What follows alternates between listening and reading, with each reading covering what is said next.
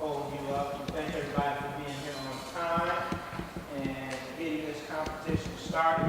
I'll introduce myself. My name is Al Wiseman, and I've been very fortunate enough to work with this competition from the beginning. When Ms. Wilson started it in 2015, 2014, it's been 4 years. And my background is I'm a professional speaker and trainer. I've been a Toastmaster for about 25 years. I have my own speaking and training company. And so for all the young folks, you can actually speak and for a living. You can actually speak and people will hire you to come out and do presentations, workshops, training, come into companies and speak. You can be a motivational speaker. So speaking, some of the techniques that you're going to learn today, you can actually take them a little bit further into building into an actual career. So very excited to be here, very excited to work with you all. We're going to talk about the fall oratorical competition training for Rockdale County Public Schools. And you all have a handout here. We're going to go through a little presentation here, and you can follow along with me as we go along. Can everybody hear me okay? Yes, sir. All right, we got a microphone here. And first of all, I want to say congratulations on being the finalists.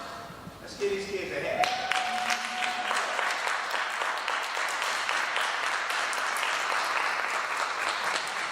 Out of 4 schools and all the students that applied and went through the process for this contest to compete, you guys made it, and you guys are the finalists. So welcome, welcome, welcome. You represent the best of the best. Us, the parents, everybody in this contest, we are expecting big things from you. And we want you to come up here, we want you to do your best, and we want you to give a good performance, and we're going to help you and coach you all the way. That's what the purpose of today's workshop is to help you and coach you and to prepare you for the competition come November. So you're going to be ready. You're going to be ready to go here. So let's take a look at what we're going to talk about today in the competition.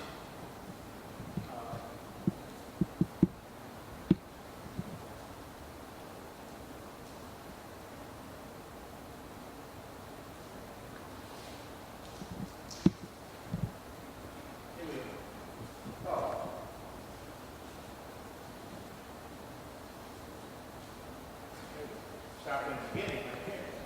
Didn't have them in the beginning. So again, these are all our sponsors. We've got representatives from the community, different organizations that are helping us sponsor this. The Rotary Club's involved. Of course, Ms. Wilson, who you'll meet in a second, with the Rockdale County Courts there, and Snap and Shows, Lexicon, all these people, Rockdale County Public Schools, all of these people are joined together to sponsor this competition this year. So what we're going to talk about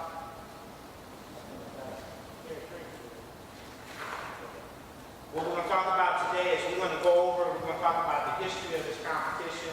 We're going to let you know how it got started, how long we've been doing it, and what the competition is all about, and what we're trying to accomplish here. We're also going to have you in a couple of minutes. We're going to have you stand up and introduce yourself. And I'm going to tell you what I want you to say in a few minutes. So everybody's going to get an opportunity to know each other. And then we're going to go over the rules of the competition. We're going to tell you what the rules are. We're going to tell you what you're going to be judged by, what the judges are going to be looking for as you come up to compete. We're going to tell you about the judging criteria. And then at the end, once I get done with this, we're going to actually let everybody come up and we will give you an opportunity to practice. And we're going to practice, and Ms. Wilson and I are actually going to give you some feedback.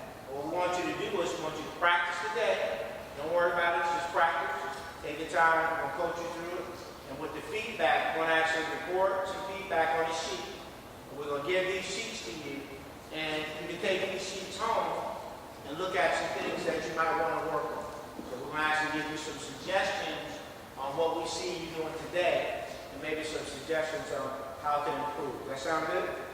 All right, good. Now, I want to give you a little history about the whole competition and how it got started. I'm going to let Ms. Wilson come up and just stand up and just kind of give us some background. This is Ruth Wilson, Clerk of Rockdale Coast. Give her a hand, please.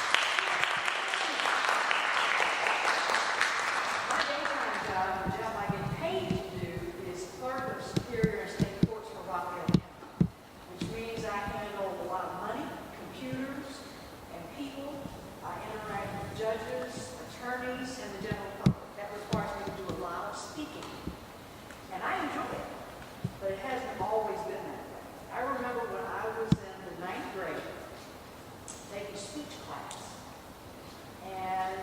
was so nervous that I was standing up there like this. I was so nervous that I could hardly get my words out.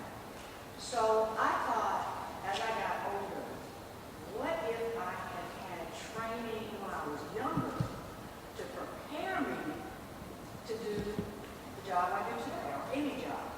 And so that's why I started this competition, and I happened to meet Mr. White. Was it at Starbucks? We met at Conyers and Durham Conyers was playing the saxophone. Oh, that's At right. a We were at a concert. performance. We both love jazz. So we got to talking and decided that we could work together to pull this competition together. And so we invited some local business owners to get involved and to put some money on the table. So you would be interested in competing and trying to improve your speaking skills. So we are very, very proud of you. Glad that you are here today. It is a Saturday, we know that. You can do lots of other things, probably more fun things. But this is something that will benefit you the rest of your life. You don't have to grow up to be a clerk of courts. You can go into sales. You can go into journalism, broadcast journalism.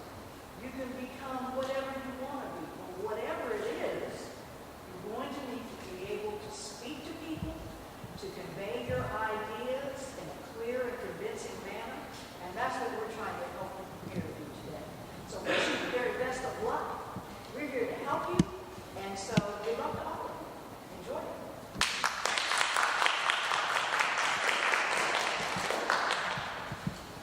Very good. Thank you, Ms. Wilson, for all you do. And it was a vision in her mind to develop this contest, and she's seen her dream come true. And now we're going into our fourth year. So this is just amazing, all the kids that this has helped, whether you're doing a good job, make an impact on our own children. Next, we're going to do introductions. Y'all follow along with me on the handout? Next, we're going to have you just to kind of warm you up a little bit. Stand up and introduce yourself. And what I want you to do is come up, just tell us your name, tell us how old you are, what school you attend, maybe some of the things that you like to do. And also, I'm interested in hearing how you feel about public speaking. Whether you like it, whether you're excited about it, whether you hate it, whether you hate it. You want to hear how you feel. Because everybody feels a certain way about public speaking. They say it's the number one fear, and in general, people don't like to do it. Testing 1, 2, 3. So we're going to let you actually speak with the mic, and we'll let you come on stage and do it. So we'll speak. I'll leave this up to you. That way you have a cheat sheet. And why don't we just go right down the line? So we're going to start with Sophia. Help me welcome Sophia. Sophia.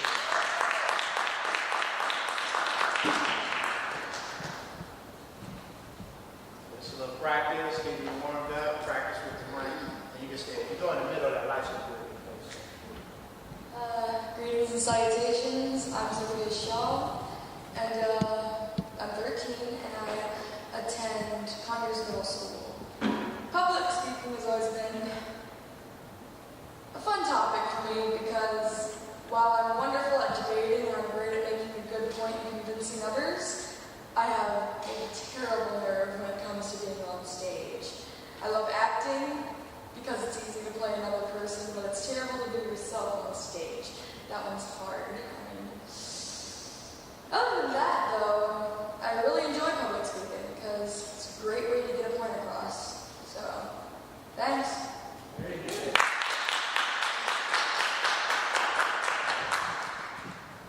Very good. She's ready. She's the first. And we're going to have Barkley. Come on, Barkley. Come on. Yes. Give Barkley a hand.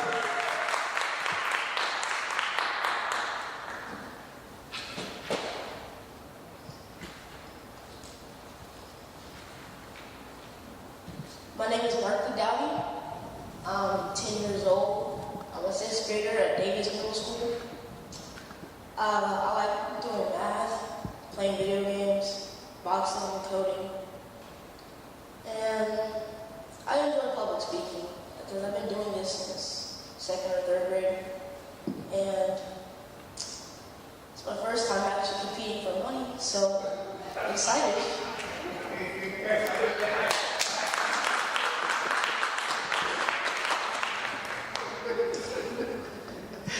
My 16-year-old competed in a Toastmasters competition a couple of years ago. She's 18 now.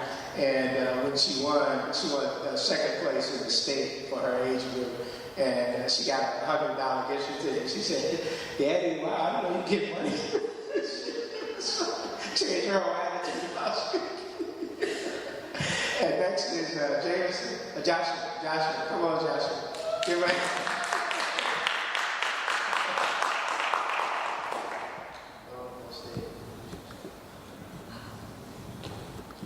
Good afternoon. My name is Joshua Jamison. I'm 13 years old. I attend Memorial Middle School, and I like playing basketball, I like math, and so public speaking, it can make me really nervous, but at the same time, I enjoy it because it allows me to get my ideas and thoughts to share with my audience and other people.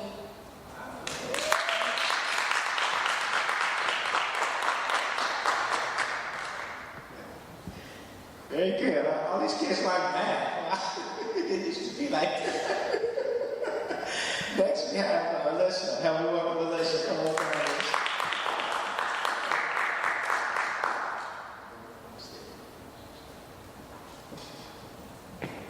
Good evening. My name is Alyssa Garnett. I am 12 years old and I attend Edwards Middle School. Things I like to do, I like to explore new things. I like to cheer.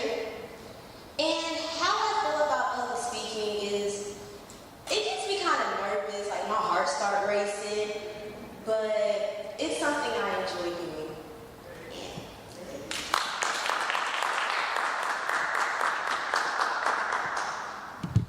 Very good. And next we have Elizabeth. Elizabeth, come on down. Elizabeth, give her a hand. Give Elizabeth a hand.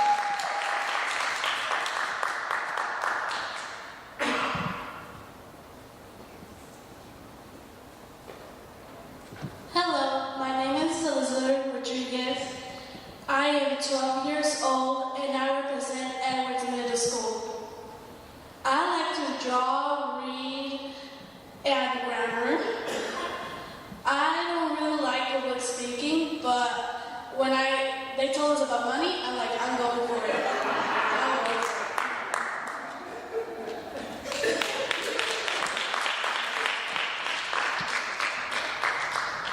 Very good. Hey, let's just be honest, right? Next is Bonnie. Bonnie, help me welcome Bonnie.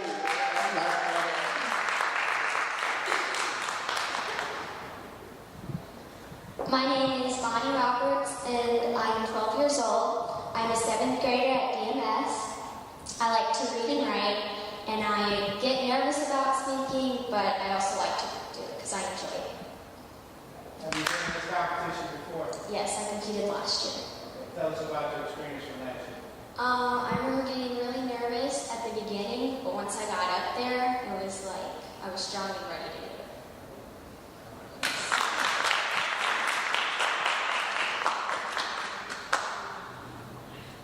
So just keep in mind, if you don't win this year, you come back next year.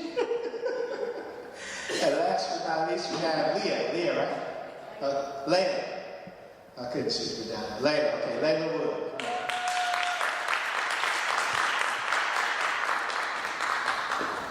My name is Layla Wood. I'm 13 years old. I attend Edwards Middle School in 8th grade. I like to play softball and I do gymnastics. I also like to eat. I feel public speaking helps me express the way I feel about certain topics, and I really enjoy it. Thank you.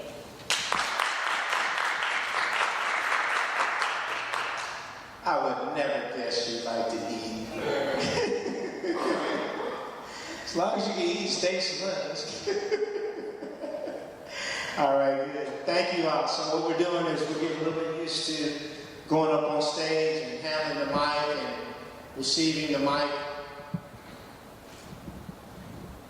And here are all our finalists. So all of our finalists are not here yet, but they will be coming shortly, or if they missed the benefit of having this workshop, then we're just going to see them at the contest. I'm going to put this one. We'll use the mic again once we come up and actually practice. These are all of our contestants. And the contest goes by grade level, as we'll talk about in a minute. And so each grade level is going to have a different topic.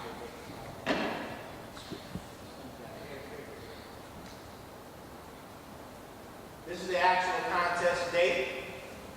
So put this on your calendars, parents, students.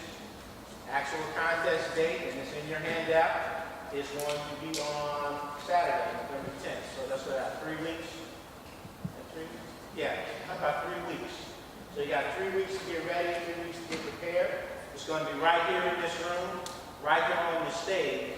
So you got the benefit, those of you who showed up today, of actually being able to practice in a real live environment where it's actually going to be at. Right here in the stage, right here in this room, same place, same time. Now, the contest is actually going to start at 9 o'clock on the dot. When we start at 9 o'clock. So we're asking the parents, all of the students, all of the finalists who are participating, we're asking that you be here no later than 8:30. Because you need to get ready, you need to draw up positions, we need to kind of loosen up, relax a little bit. So you want to get here by 8:30. And then we're going to start the contest promptly at 9. Everybody got that? All right. And these are the schools that are participating. Some of you introduce yourselves and your schools there. So we know who's all there. These are basically all the middle schools in Rockdale County. Now, with this particular contest, each grade level has a topic that they're going to speak on.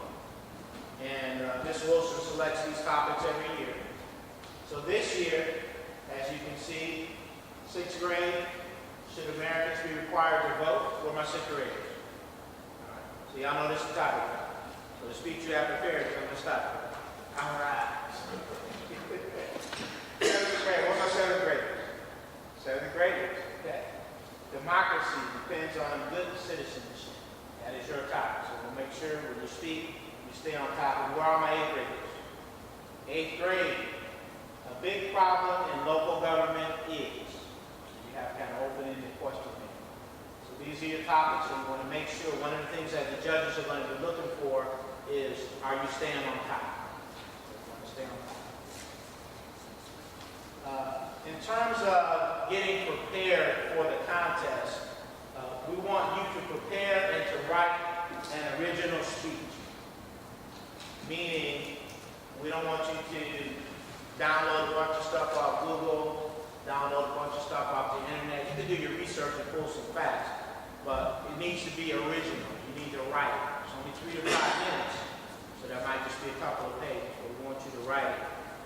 Up on the stage, we don't allow you to use any kind of props, any kind of costume. So, for example, you can't bring an American flag, or you can't come with an Uncle Sam hat on, or anything like that. This is about you, yourself, your presentation skills, and how you present it to the audience. So we aren't allowing any props, any costumes, or anything of that nature, or no audio visual aid.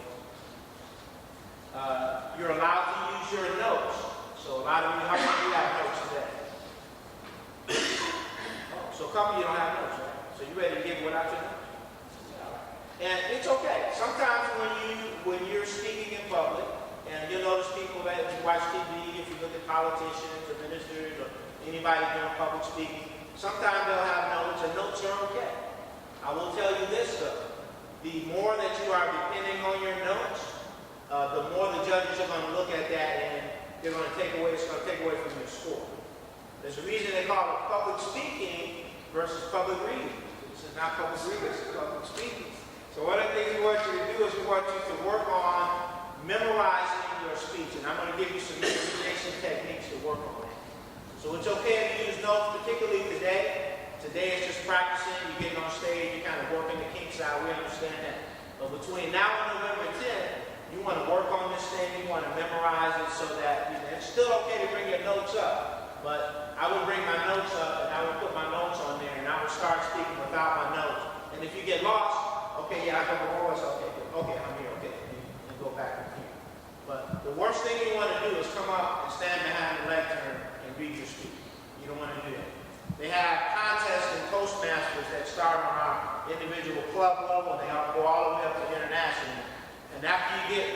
certain point in those levels of contest, if you read your notes, you're out.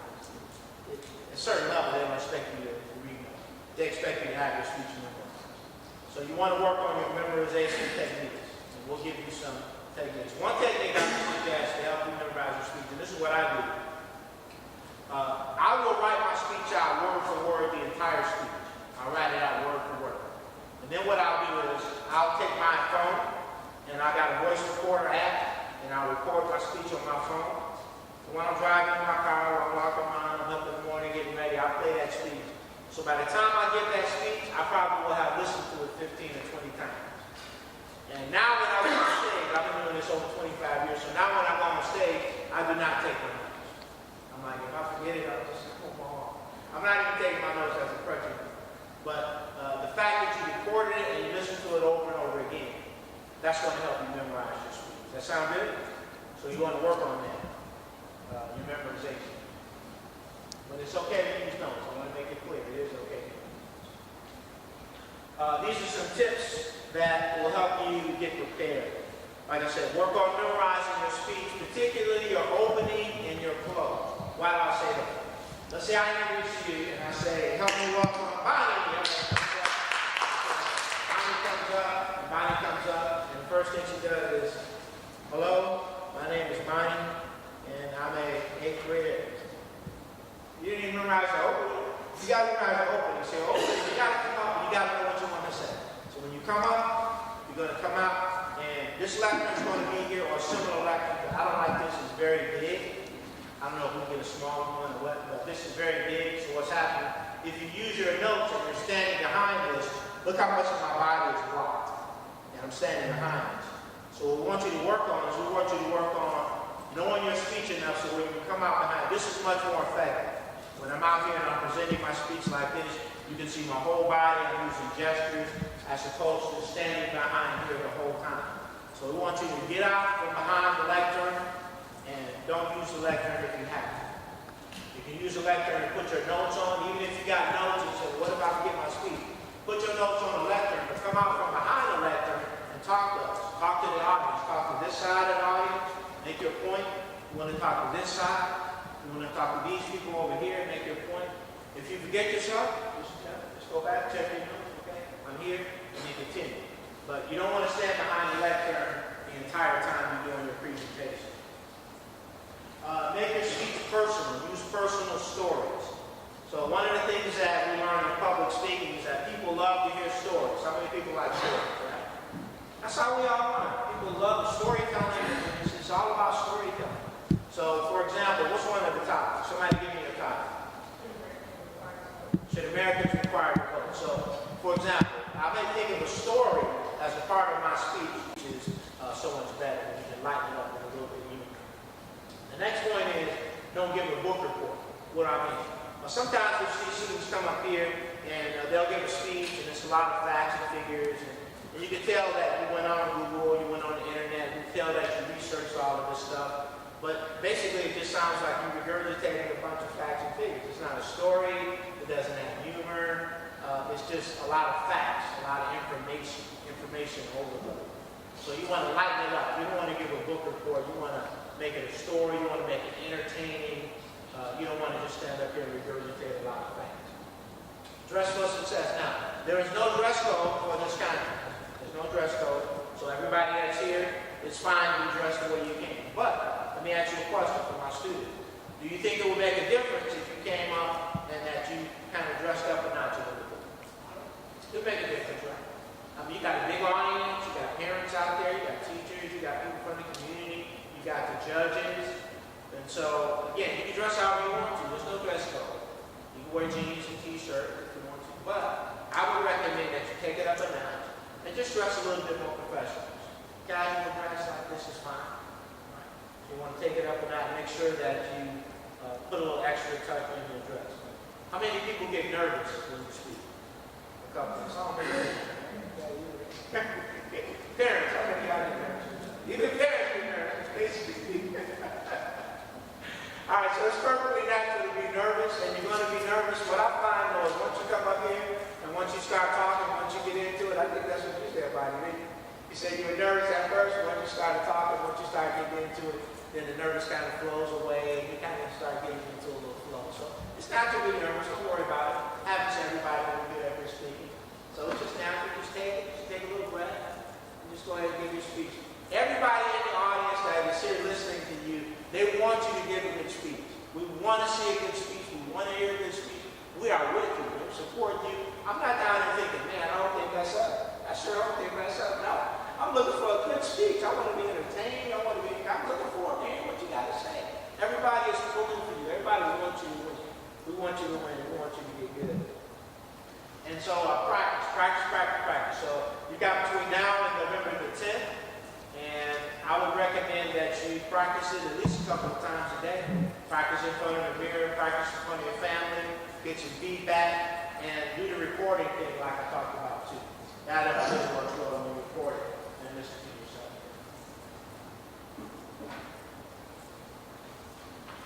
All right, let's take a look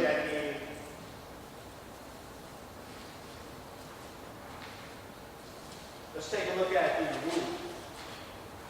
So we're going to have a panel of judges, and the judges are going to be sitting out in the audience, and the judges are going to have a score sheet.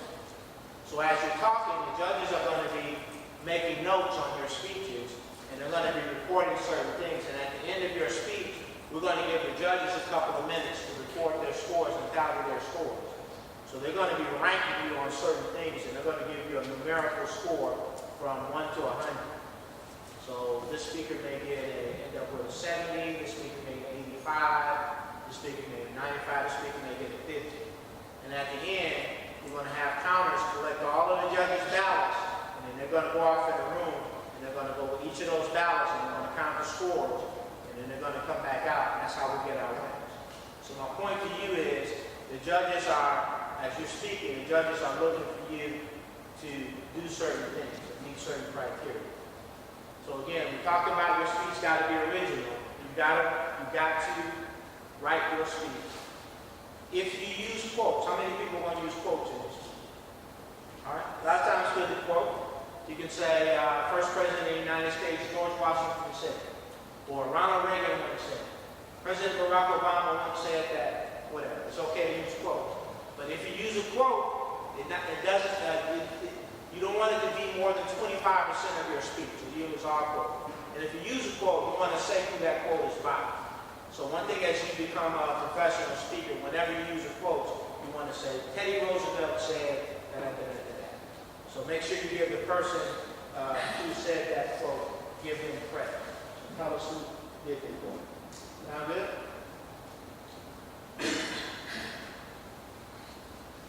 All right. Our participants, at the beginning of the contest, you get briefed on some of the rules now. When you come in at 8:30 on November the 10th, we're going to gather all the participants together. We're going to go over the rules one more time so everybody understands the rules. Ms. Wilson is going to we're going to show them how we're going to draw for a position. Yes. So we're going to go by grade level. We're going to let 6th grade go first, 7th and 8th grade. And then the contestants in each grade will go. In order to be fair, we're going to draw for a speaking position. We'll have 4 balls. You'll draw one of these balls from a basket.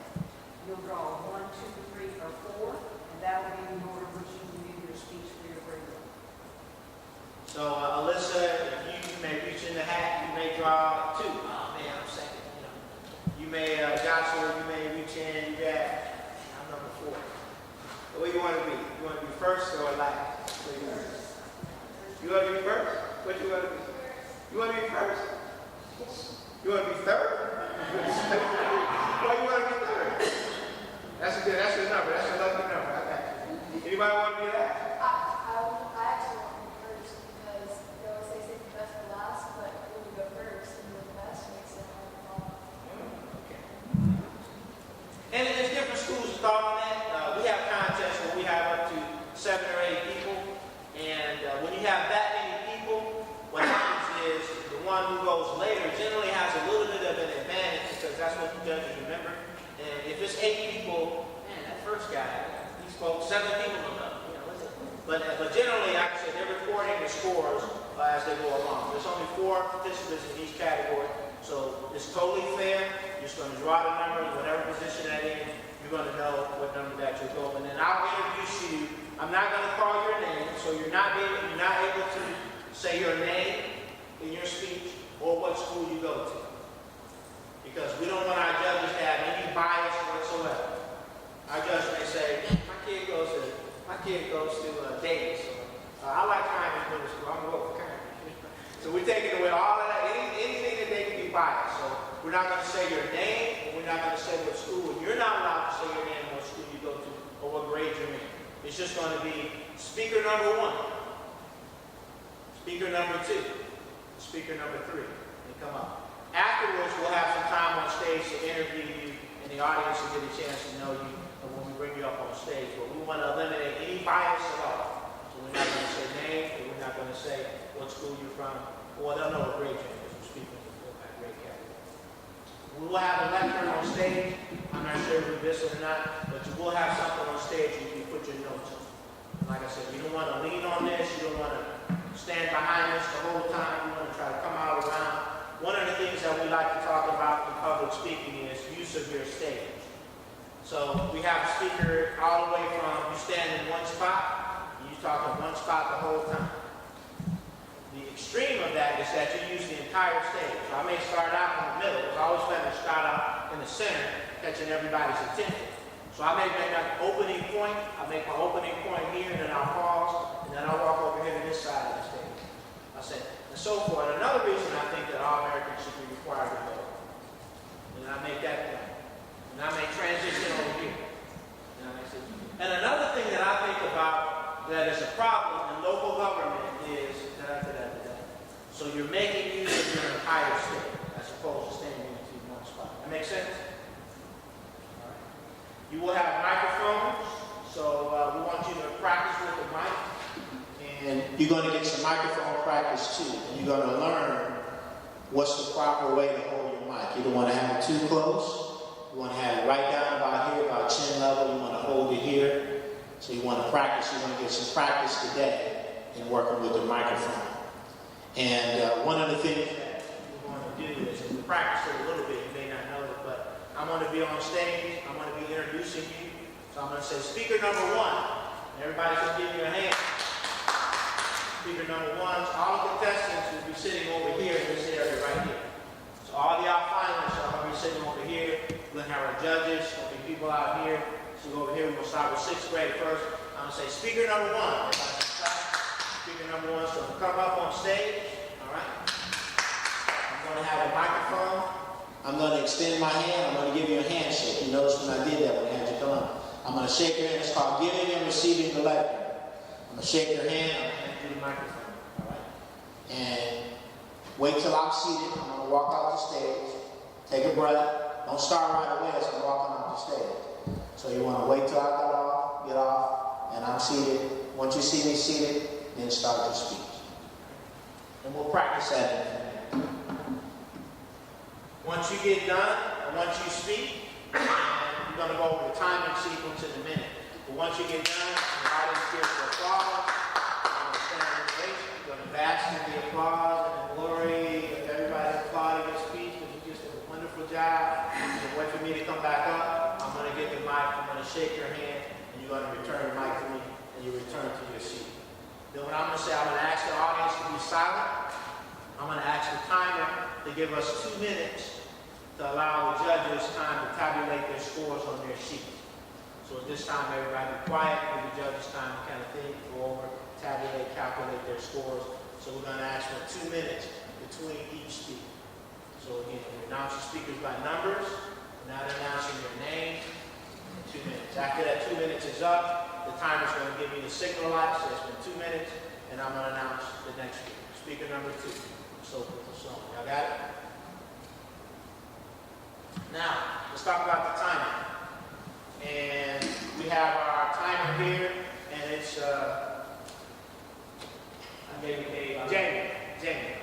Jamie's going to act as our timer today. So everybody turn around and look at Jamie for a minute. Your speech has to be easy. Yes. I should have introduced. This is my Chief Deputy Clerk of Courts, James Kane. Please welcome him.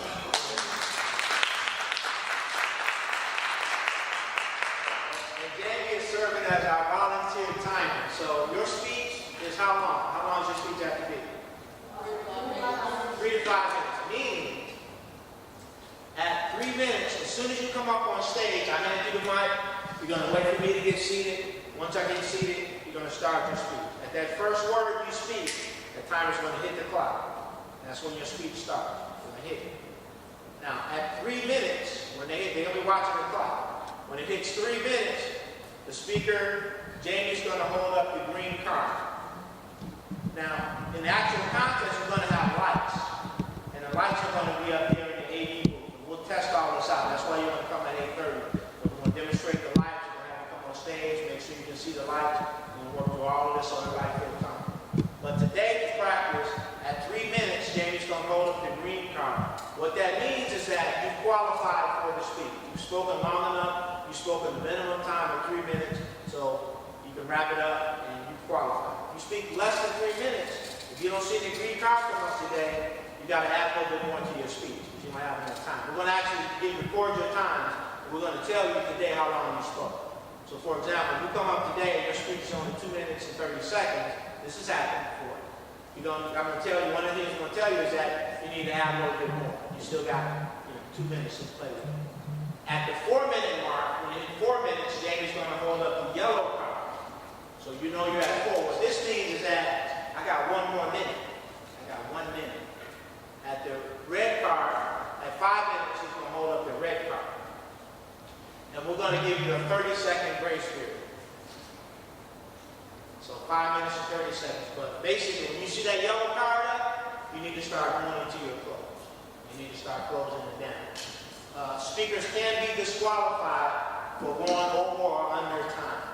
So when you practice this at home, you want to watch your clock. You want to practice with the clock. And you want to make sure that you're speaking on time.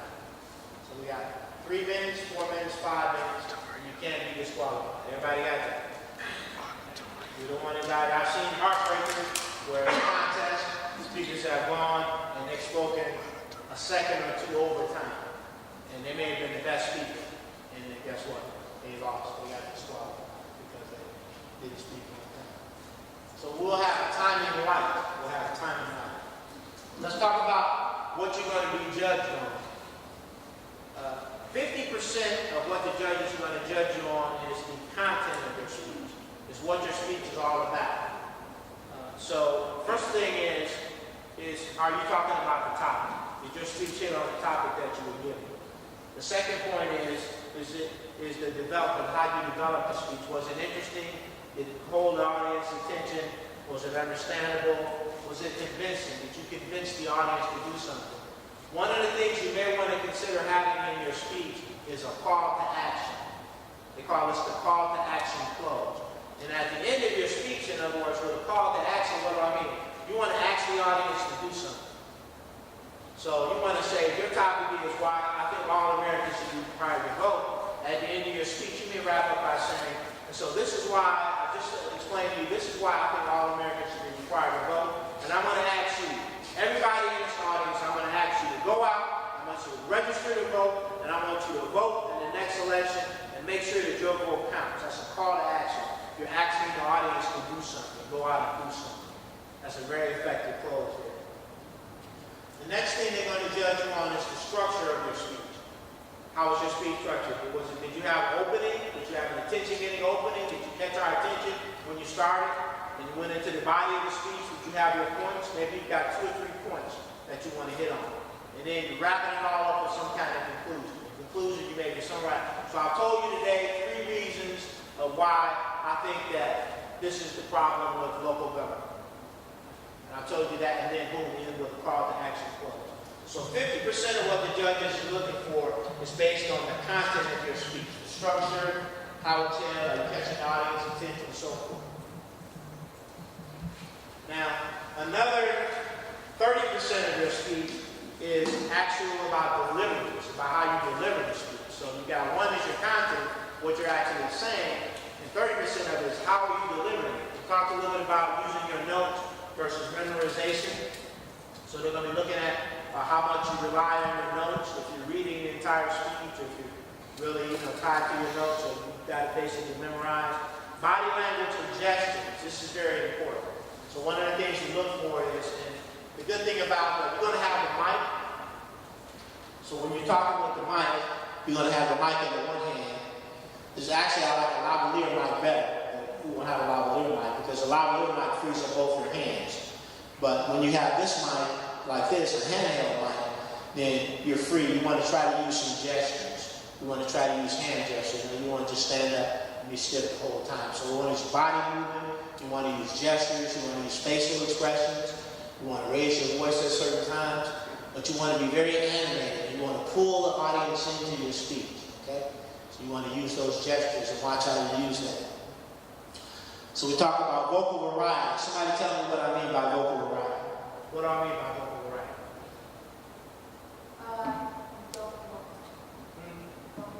Don't be monotone. Don't be monotone. Monotone is like this, where you're speaking in the same pitch the whole speech and you're not raising your voice.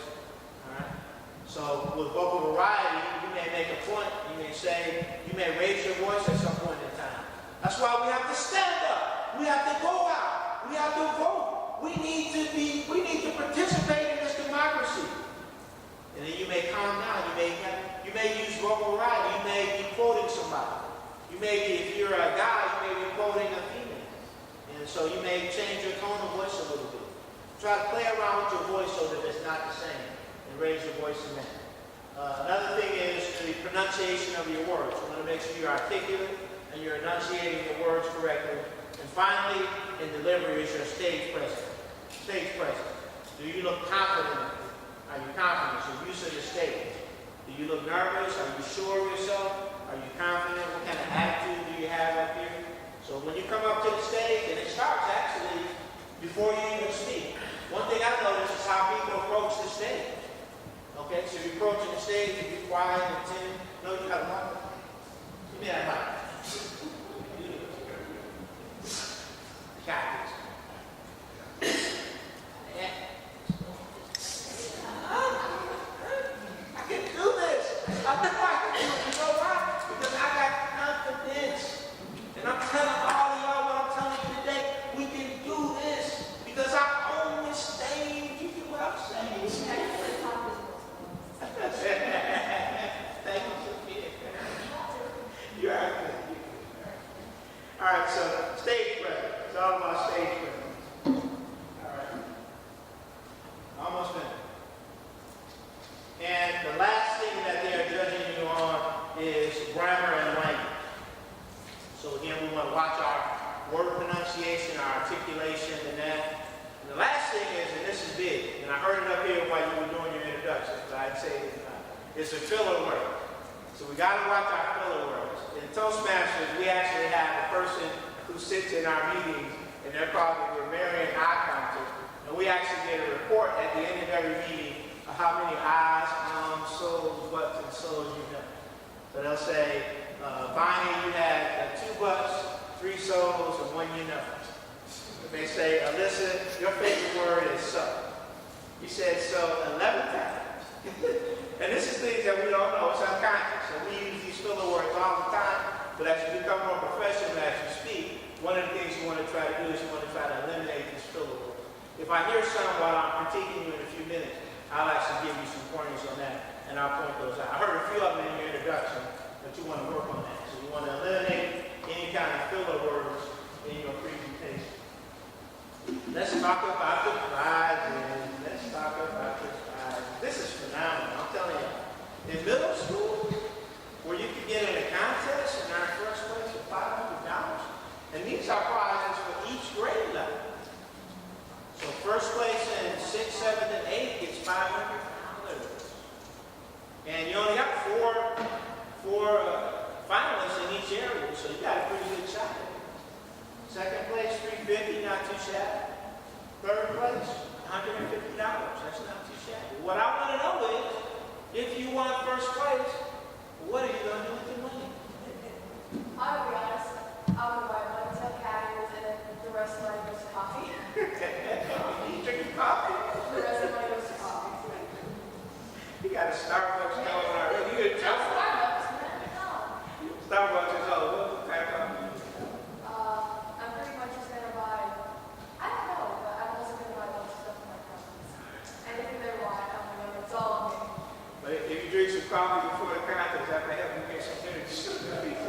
trying to show the cafe. It's always wondered with the color. If you win, what you gonna do with the money? Video games and shoes. You did say you like video games. You didn't done shit, right? All right, video games and shoes. The shoes are probably eat up apples. What pair of shoes? Those shoes about $200. Joshua, what you gonna do with the money? That's all right.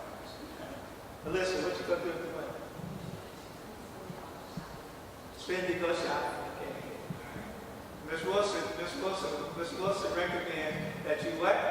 Put some away. College savings. Put some away for college. Yes. That is Miss Wilson's At recommendation. least half of what you win, you should save for college. At least half. The rest of it, you can blow on coffee and cookies. Now, before you heard that, Elizabeth, if you went, what you was going to do? Because I was going to let her say that at the end. But before you heard that, I was actually going to this on my bank account, and then the rest I just shopped. you got back again. I opened Open one up. Very good. Fine. Savings account when you spend that now. Now, the last year when you were in account, what place did you come in? Second grade? Fourth grade? Second grade and sixth grade. So you walked away with $350. Ooh, man. How'd that feel? Look at that big smile. She remember that $350. Last, later, what are you going to do with these sheets? All right, good. So you know, but we got some very good prizes, and we're going to stand on this and big giant checks we're going to present, and they're going to be taking photos of all the winners. So it's going to be a fantastic time. This is going to be absolutely great. Well, last but not least, we are going to get a chance to practice. We're going to get a chance to practice. Before I do that, the last thing is I got this one extra handout for you that talks about some public speaking tips. We've talked about it a little bit, and we got the topics on there, and basically talked about being nervous, we talked about that. The only other thing I want to mention is your organization, how you want to structure your speech. So you definitely want to have 3 distinct parts. You want to have your opening, your body, and your close. The opening, you need to have some kind of attention-getting audience. Opening, say something like a quote or something that is really shocker, or something that is going to catch the audience's attention to open. The body of your close, this is where you're going to make your points. You're going to have maybe in 3 to 5 minutes, you got time in there, maybe 3 points, bullet points, and then elaborate on those points. And then your conclusion is where you summarize and where you wrap everything up. So let's have that. Can we, Coach Shirley? Can we kill that PowerPoint? Yes, sir. All right. So at this point, what we're going to do is we're going to actually have some practice. Well, I'd like to suggest Yes. is that we take a break. Okay, good. Let them go to the restroom, have their snacks, and come back and we. Perfect. Perfect. We'll take a break, got some refreshments. Come back. Let's give them time. 10 minutes? 15 minutes. Back in here, 15 minutes. Stands because they're light, they're nimble, and they can show your whole body and kind of move around. We're not going to use the microphone stand because the microphone stand has the mic in place, and it's kind of forcing you to stand here in one spot. I want you to have the handheld mic where you can feel free to walk around. So what Ms. Wilson and I are going to do is we have these evaluation sheets. We're just going to take some notes as you speak, and we'll actually hand you these notes at the end of the workshop to take home with you. And we'll give you some oral feedback from your presentation after you speak. And we're going to do it today, right now, to practice. We're going to do it by grade level. So we're going to start with our 6th graders, and the contest will be by grade level. We'll start with 6, then we'll take a break, and then we'll go to 7, and then 8. And again, you guys will draw for position. Is that Michael? Yes. Hello, Michael. Welcome. And Michael's in the 7th grade. 7th grade. Okay, yes. So Michael will practice. We're going to practice our speeches now. So we have in 6th grade, we have 2 6th graders here. we have Elizabeth, and we also have Barkley. So we have 2 6th graders. And so again, in the morning, you guys are always sitting over here in this section. So when I call you, I want you to practice this today, coming up from this way. So I'm going to call your name. You're going to come up. We're going to give you the microphone. You're going to wait till I'm seated. Catch your breath and start speaking. We have our timer. The timer is going to begin at your first word. We've got 3 to 5 minutes. So you want to, like I said, when the actual competition is going to be a timing light. It's not a stoplight. It's got a green, yellow, and red light. It's going to be up there. We'll practice this. We'll go over this in the morning. But you want to pay attention to the timing lights so that you don't go over time. So who wants to go first? Elizabeth's hand shot up. I said, man, she's ready to go. Okay? It's like a family feud. You have to buzz her. So Elizabeth Rodriguez is going to go first, our 6th grader. And our situated topic, just so everybody knows, is should Americans be required to vote? So help me welcome speaker number 1. Speaker number 1, give her a big hand. Speaker number 1.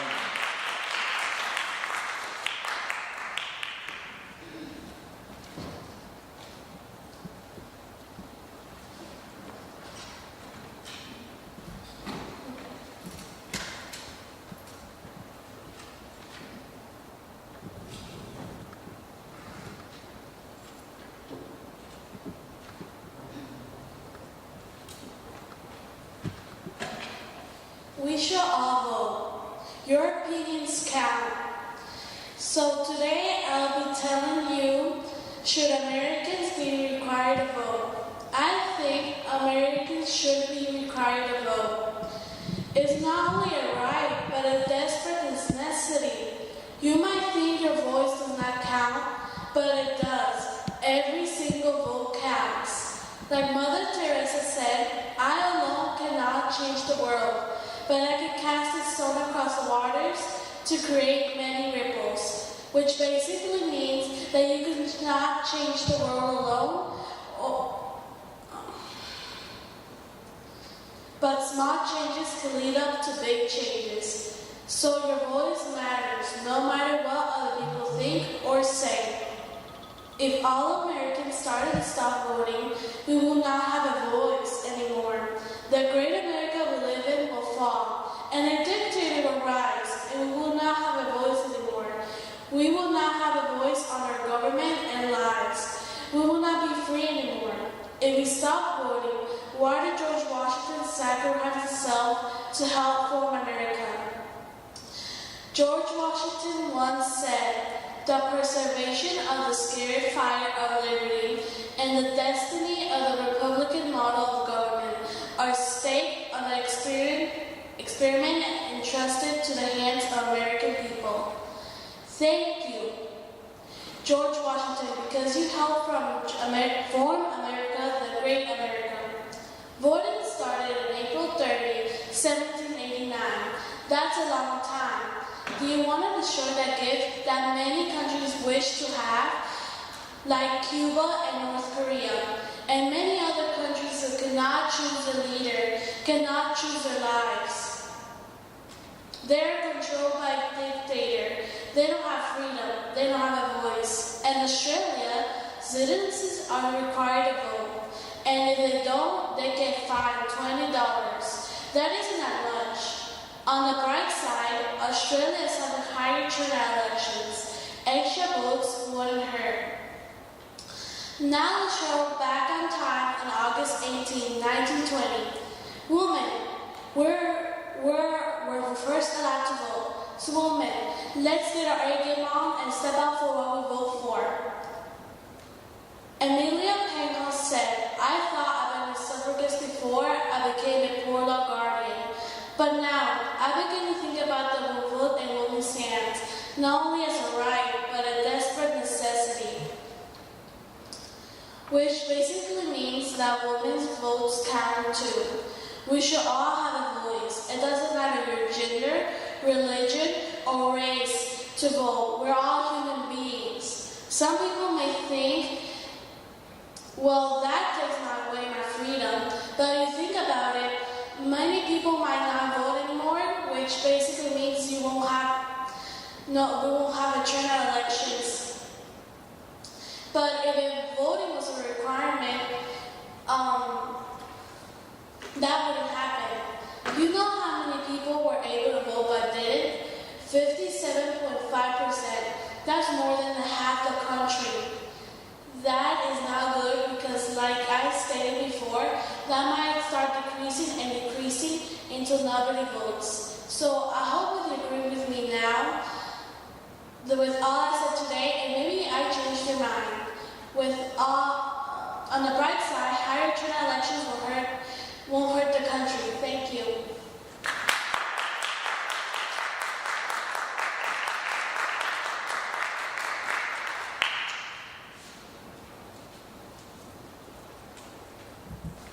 Give her another hand.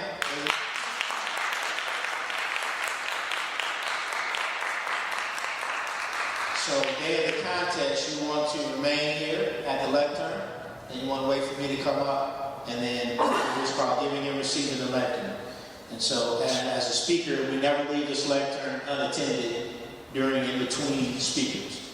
So, you want to, once you get done, bask in the applause. You get here, give me the nod. I'm going to come up and receive that. All right, so we're going to give our speakers some feedback. Immediate feedback after they speak, and I'll start. And so you've written your speech, and so you got to practice it now to memorize it. Okay, this was just practice, so it's good. No problem with reading it today. I like the structure. I like some of the ideas. Some of the. So what would you say is the main point to your speech? What's the main point you want people to get? That if we stop voting, then they won't be able to vote. Get more people to vote. Okay, good. So imagine what this country would be like if nobody voted. What kind of leadership would we have? I want you to think about using opportunities to get the audience involved. And a couple of ways to get the audience involved is by asking questions. So you can start out maybe by saying, by a show of hands, how many people are registered to vote? Hands are going to go up. Some people may not put their hand up because they may be ashamed of it. But using some kind of techniques to get the audience involved is one thing. One of the things you want to work on too is your memorization. Once you memorize it more, you're going to have better eye contact. Now, remember I said we got all extremes from somebody standing in one place to using the stage. What do you think you did?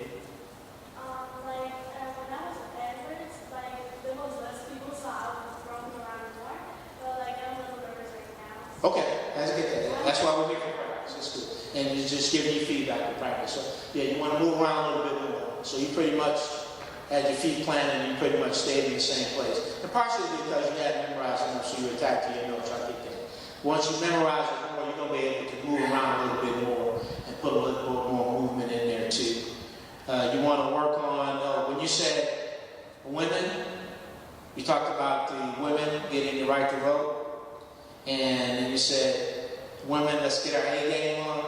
Perfect chance for local ride. So you talked about women. So women, where are the women at? Let's get our A game on. Yay! Perfect chance for local ride. We're getting them involved there too. Let's get the audience involved. I like the statistic, 50% use of quotes there, which was good. Working on your eye contact and more body language and movement too. Ms. Wilson. This is going to be true for everybody's speech. First of all, you need to memorize it. And once you've memorized it, what you want to do is get your key points in your head. Say at the beginning what it is you're going to say. And in the middle, you're going to say those things in a very organized way. And then at the end, you're going to say, this is what I just said, and here's why it's important.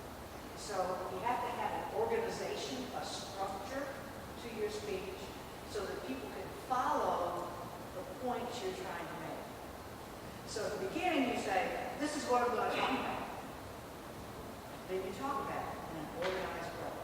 For example, you could say, I have 3 points I want to make about why everybody should be required to vote. You say 1, 2, 3, and then you give them those 1, 2, or 3 points. And then at the end you say, I told you 1, 2, 3, and here's why that's important. So that's going to apply to everybody, but you can't do that until you memorize your speech. So everybody, go home, learn it to the point where you can say it without paper. Then you can do what Mr. Wiseman is asking you to do, and that is to look at the audience.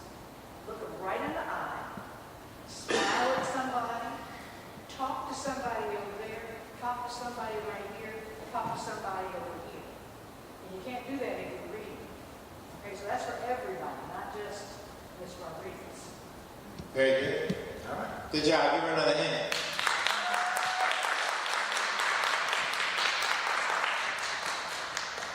Sometimes when I'm making my notes to middle schoolers, I got to catch myself. I say, wait a minute, I'm writing cursive. Y'all remember cursive, don't you? Got some people remember cursive.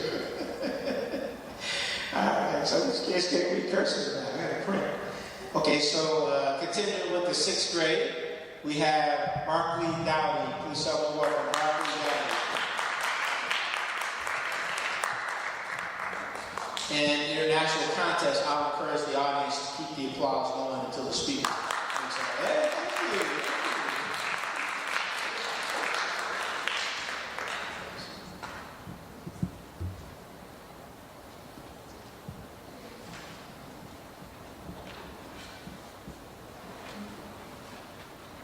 Should Americans be required to vote? I will support the negative. And so my answer is no. Americans should not be required to vote.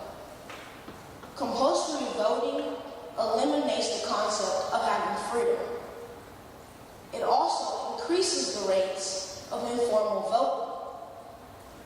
But before I dive too far into the abyss of the negative, believe me, there are a lot of arguments to support the negative.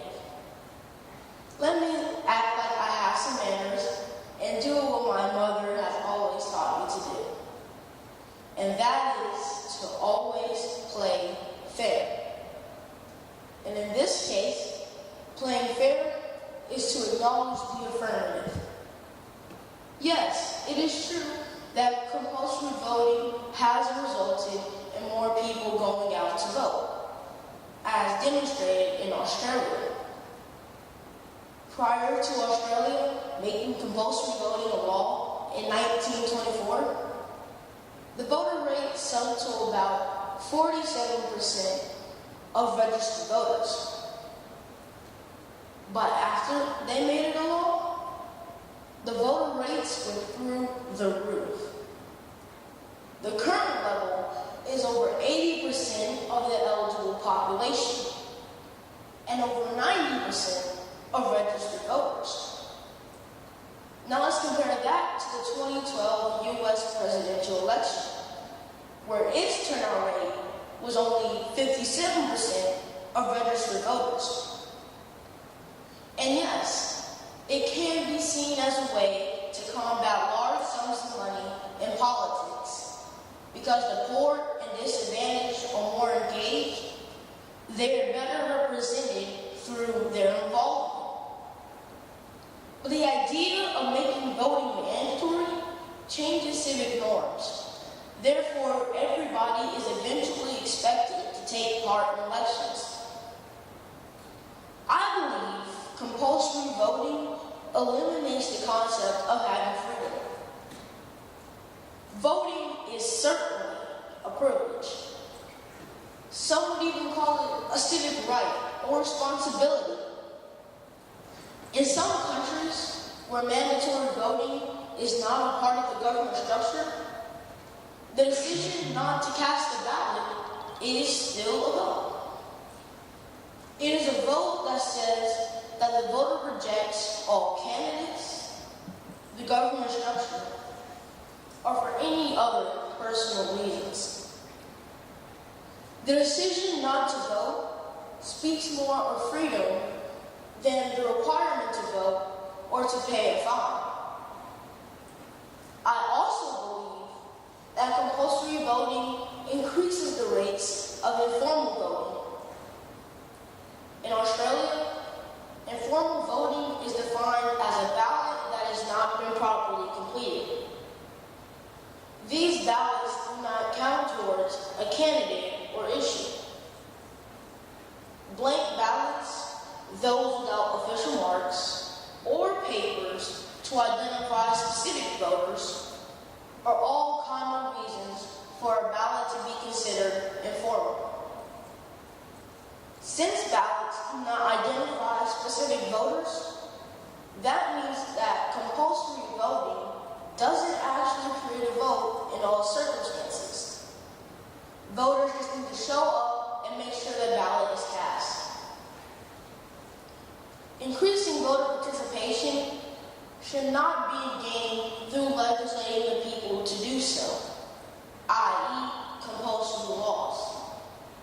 Rather, it should be done on the very principles that founded this country, the will of the people.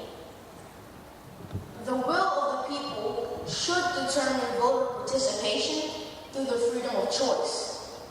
Moreover, informal voting reveals that compulsory voting is flawed when ballots are incomplete, therefore not counting towards a candidate or issue. But in truth, I'm really afraid of the old adage called the slippery slope. Compulsory laws can set a precedent for the government to argue who I should vote for as well. Finally, any law that erodes the idea of freedom is not just. Thank you.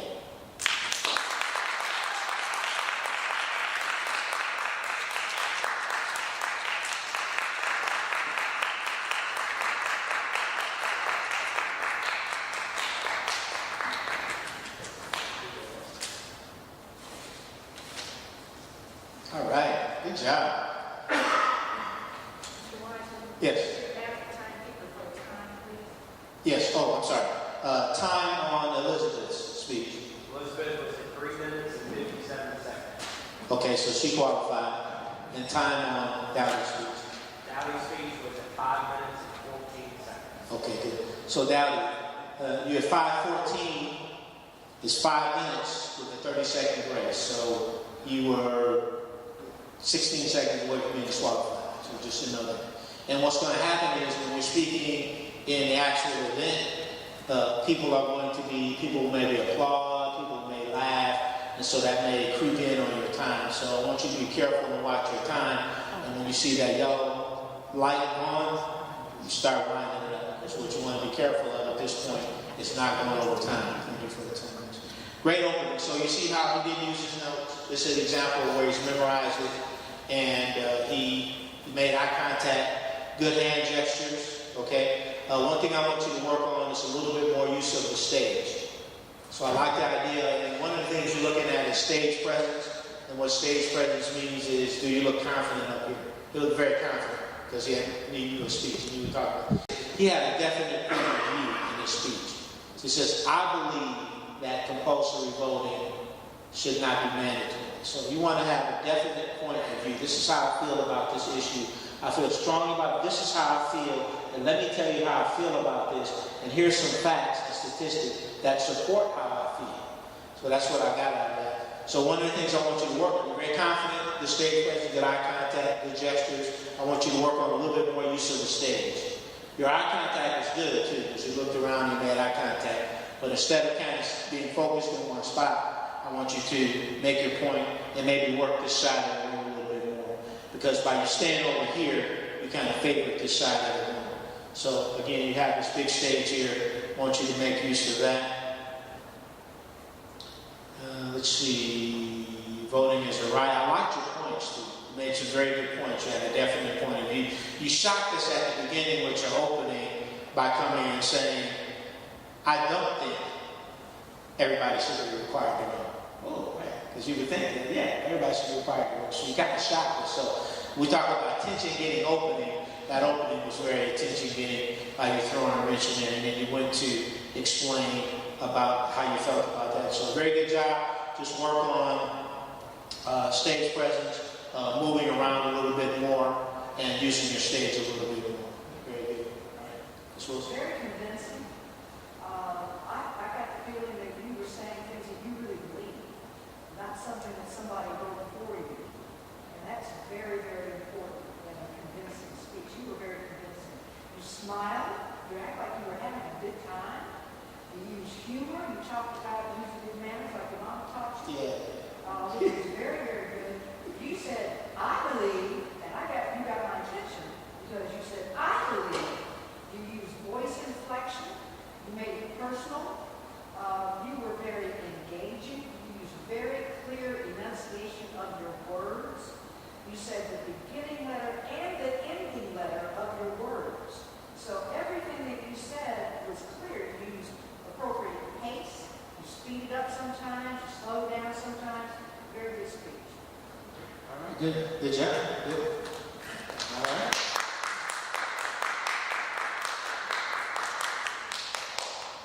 So that concludes 6th grade, and I left my sheet down. What's the topic for 7th grade? Democracy depends upon good citizenship. So we are transitioning into 7th grade, and we have 3 7th graders here.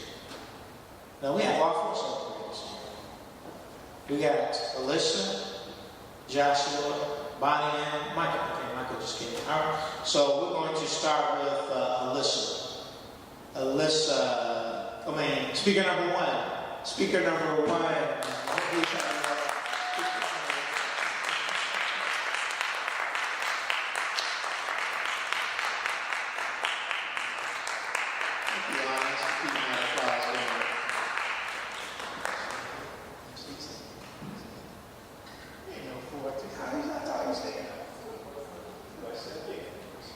See how tall this is? This is blocking the first one.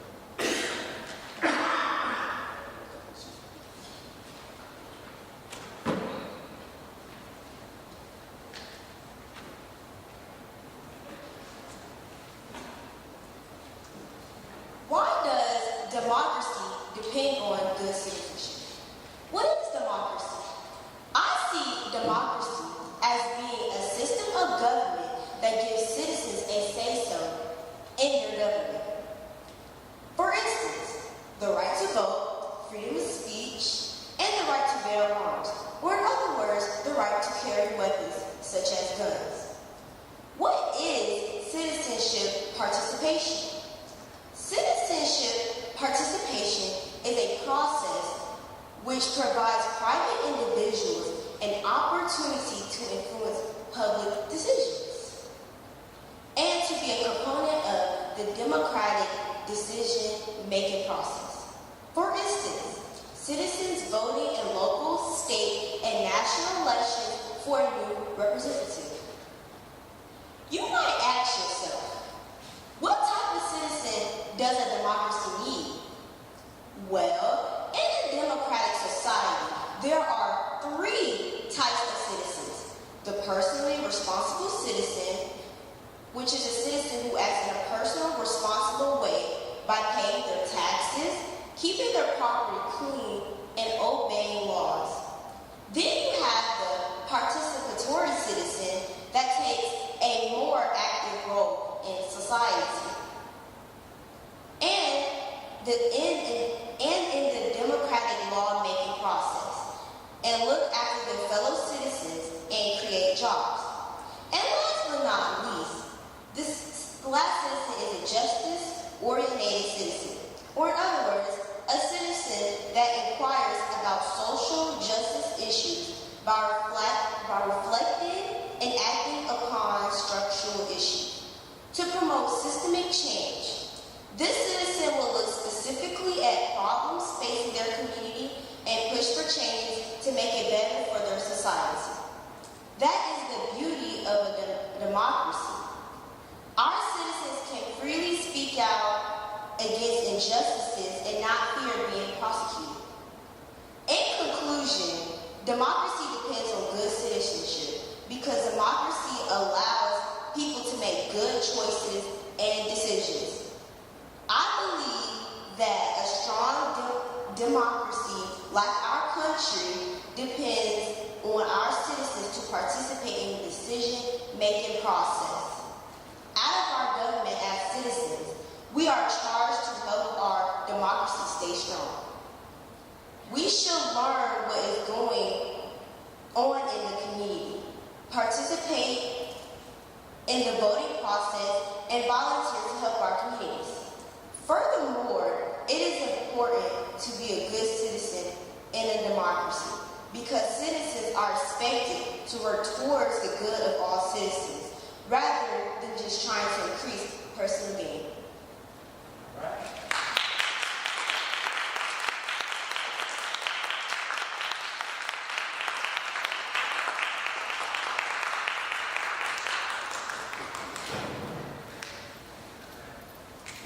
Good job, good job.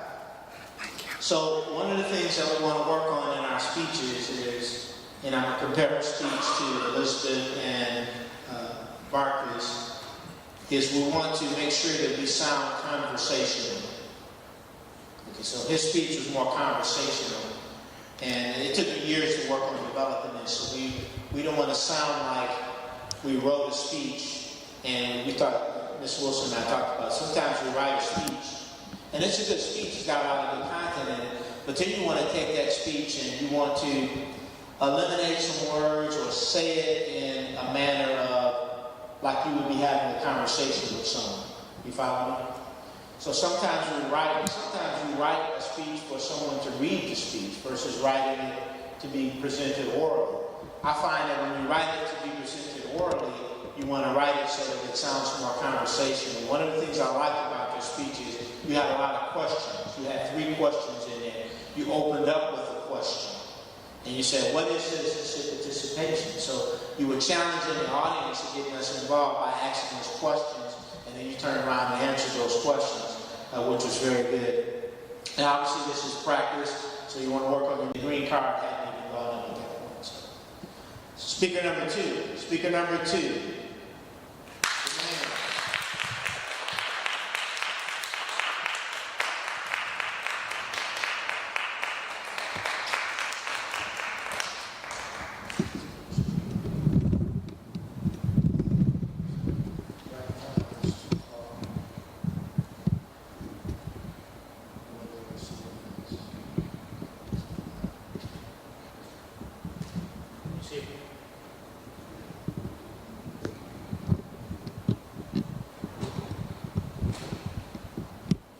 America, the land of the free and the home of the brave.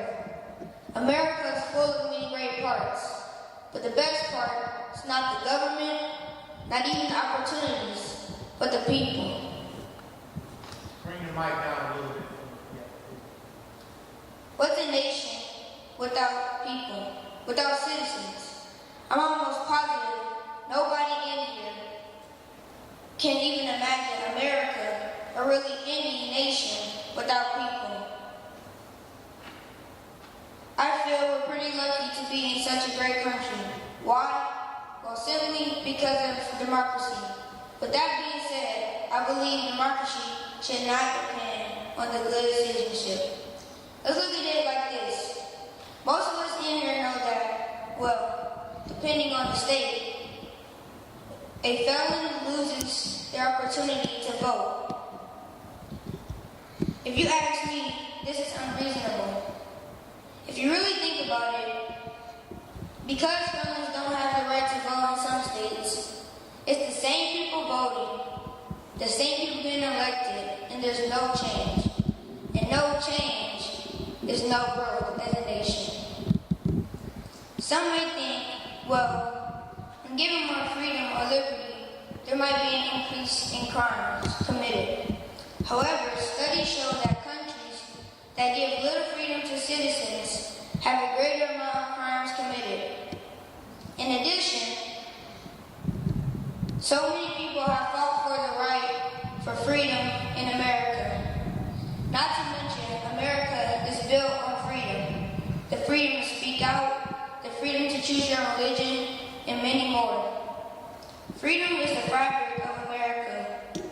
is protected under the law. So I have so far. So thank you.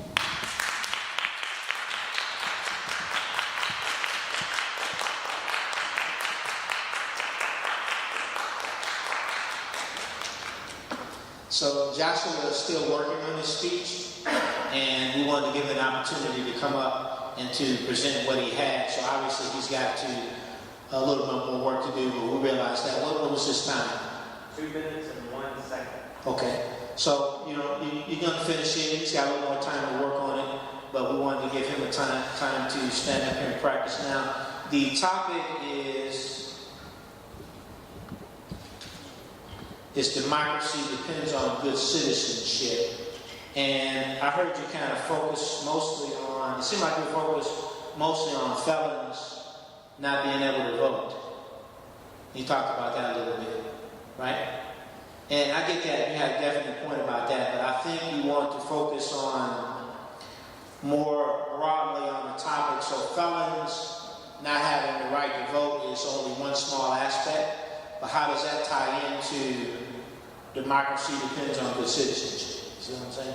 So if you feel strongly about that, that's good. You want to tell us what you feel about that. We want to hear that. But the overall topic of being a good citizen, how democracy depends on that, I think you need to tie back into that. Loved your opening.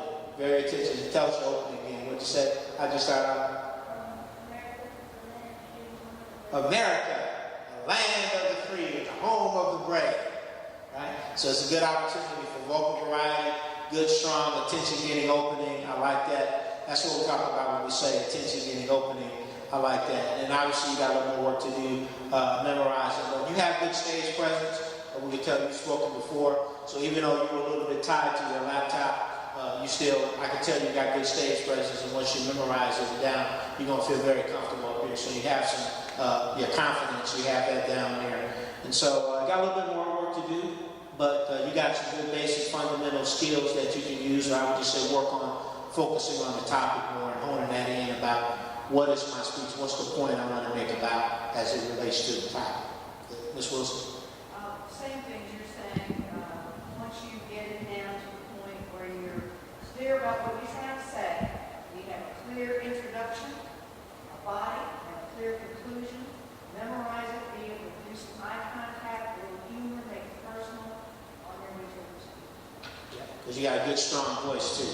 And we're going to work with the sound on here. I don't really like the sound now because I'm sitting over there. My hearing's not the greatest, but we'll work on the sound and making sure that the day of the contest that the mic and the sound is good where we can hear it clearly and where it's audible. So we'll work on that. Continuing with our 7th grade contest, speaker number 3. Speaker number 3 is Bonnie. Speaker number 3.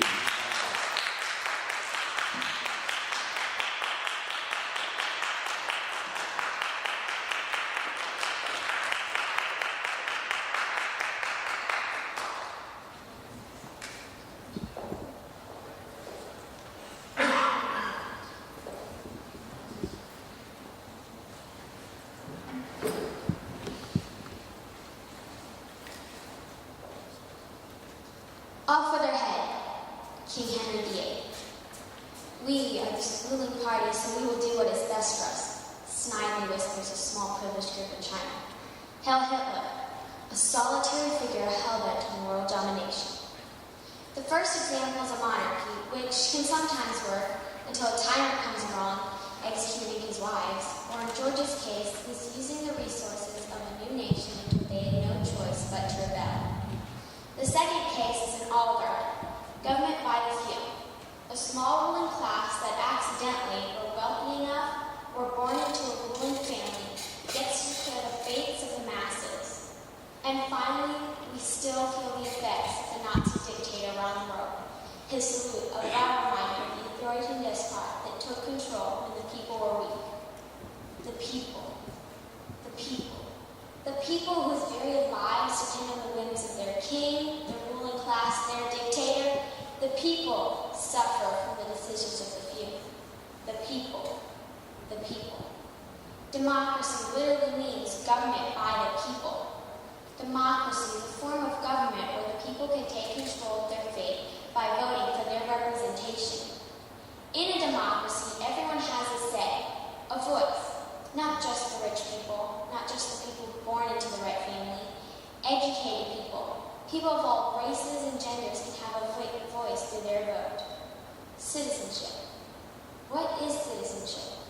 Citizenship is the position a person plays in their country. Now, what is the difference between good citizenship and being a regular citizen? It's taking the extra step of trying to make your country a better place, not stealing, killing, or purposely hurting those around you. Trust. We need trust. Trust is the foundation of building better. Imagine a place where we are not killing innocent people for the fun of it. A place where you are not paying for the top security because you are not afraid of all the bad that could happen or be brought upon you because some people are sadly not good citizens and disrespect other people's things such as their property and or life. As good citizens, we can change this. Good citizens like you and me. Good citizens who voice their opinion to get the best for the country because they care about their country. As a citizen, we have responsibilities. Responsibilities about action, and it includes much of what people think of as good citizenship. As a good citizen, we may consider these opportunities. Opportunities to make the place we live in better, safer, or greater. Good citizenship also relies on truth. We all hear about the corruptness and lies of the government. If we, the citizens, are not doing our job in voting for someone who will make good choices, we are the ones making the government corrupt. If we don't voice our opinions, we are not being good citizens. The people choose who lead us. We, the people. We, the citizens. We choose who will lead us. The people need to choose somebody who is truthful and honest, because as citizens, we are dependent on to make a good democracy that works. The weaker the commitment to citizenship, the worse the prospects for democracy become. Thank you.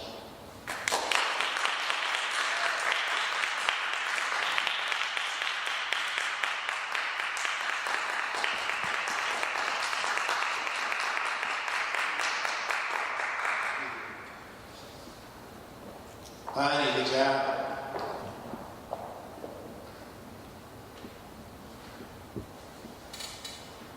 This was a very well-written speech.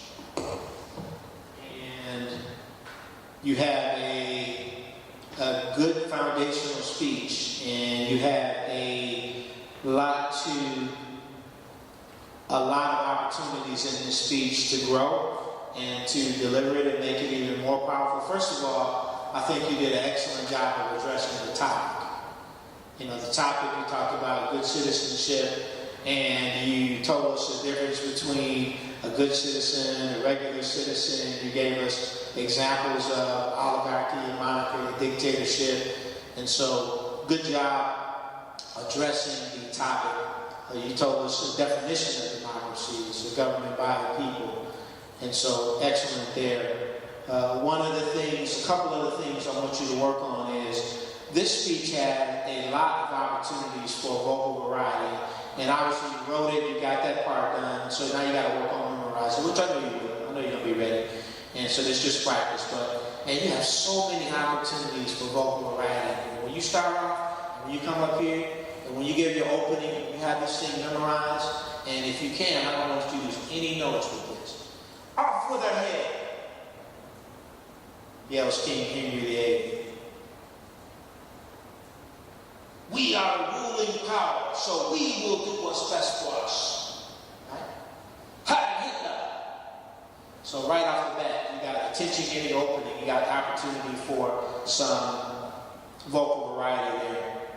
And you had a refrain going, which you said, the people, the people, the people.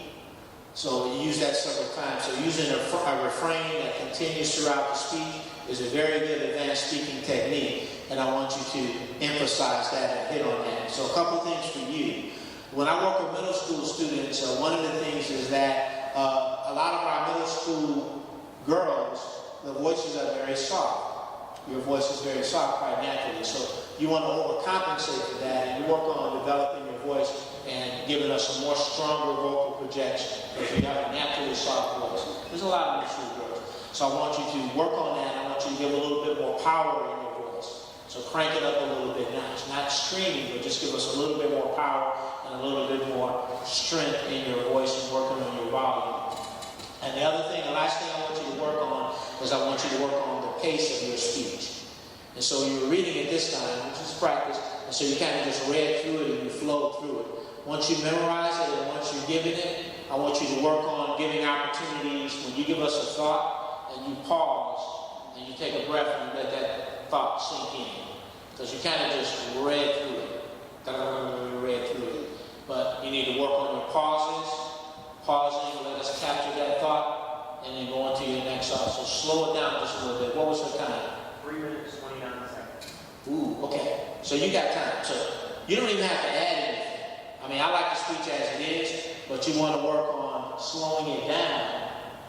And so you're at 3:30, 3:29, just with what you got. But you got your content.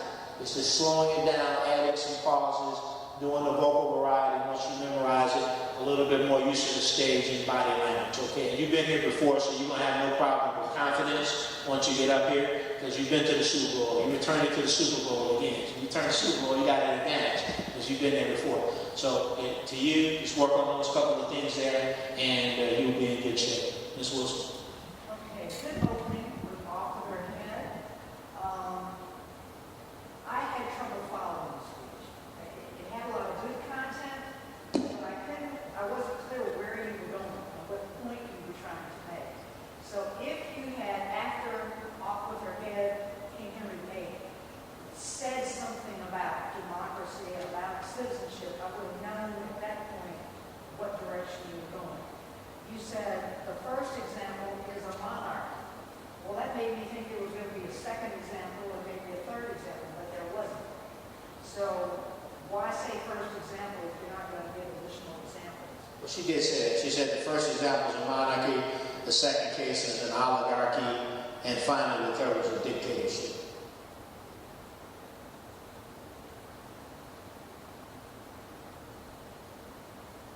So, but by the fact that she had problems following it. See, the whole point is I couldn't follow. Okay. So, and you're reading fast and you're reading in a very low tone. So once you memorize it, you can make your points more clearly, and maybe use some gestures with it like this. The first example, what did you say? The first example is a monarch. The second example is whatever it is. And the third example, so that you're using gestures to help make your point. And definitely reading is going to make it faster. Once you slow it down and add some gestures and some emphasis, it's going to take you longer. So practice it with the gestures and you'll get your time. Okay. And just make sure that, you get your points clear and we're understanding. Good job, man. Good job. Good job. Give another hand. Continuing with 7th grade, our fourth speaker. Speaker number 4. Speaker number 4. Give him a hand.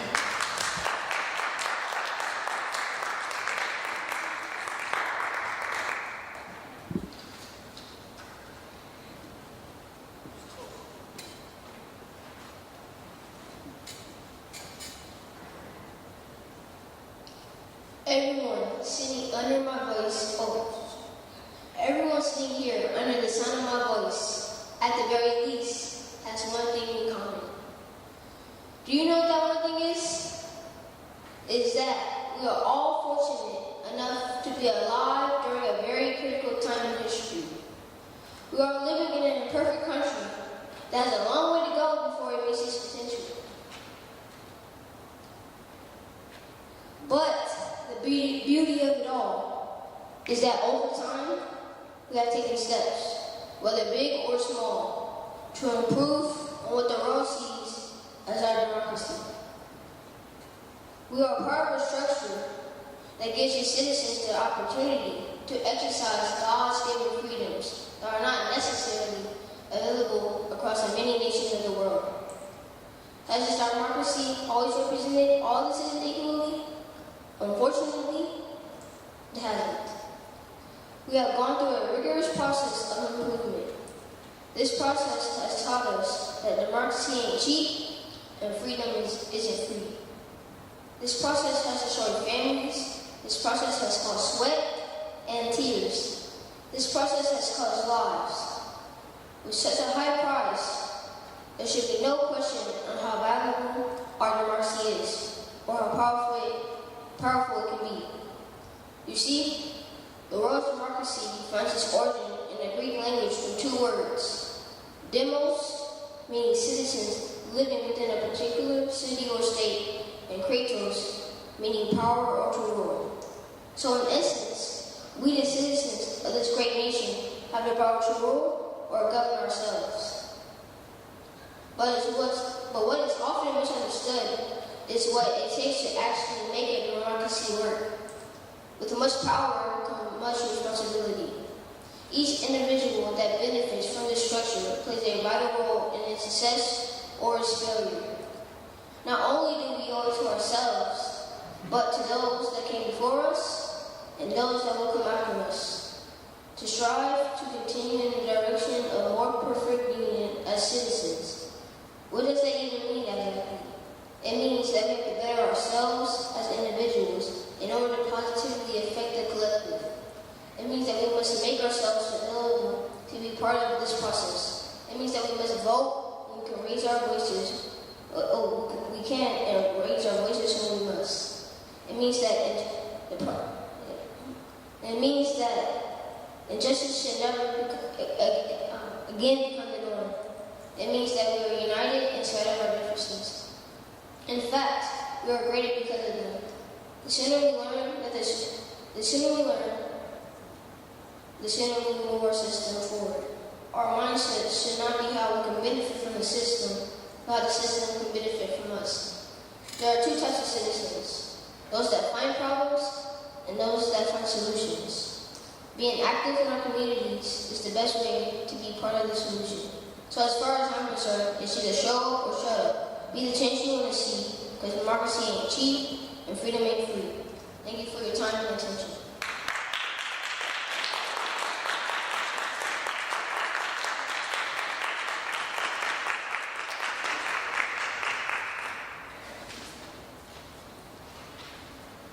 All right, so obviously we got to work on practicing, memorizing. That's going to be a big one there. Good opening. Everyone under the sound of my voice has one thing in common. And you want to pause. You come out. Everyone under the sound of my voice has one thing in common. Pause. You want to know what that is? And then answer the question. I like that technique. It was good with the opening there. So what I want you to work on, obviously, after you memorize it, that's going to free you up. We've said this earlier.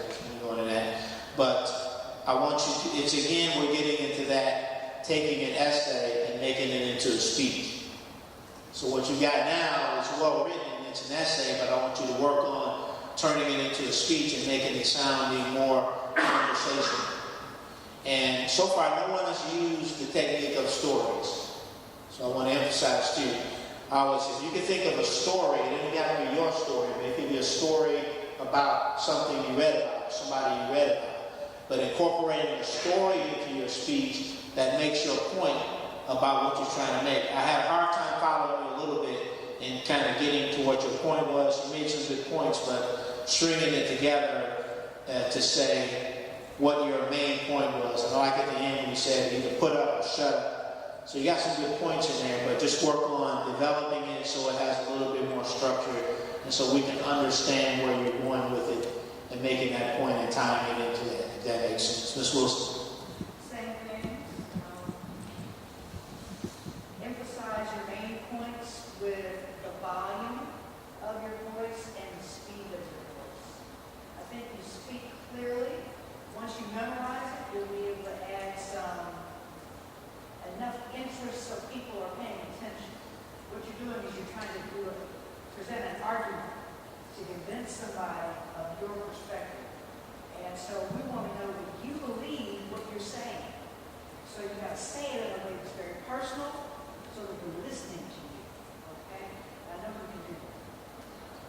All right, good job. All right, good job. Give him another hand.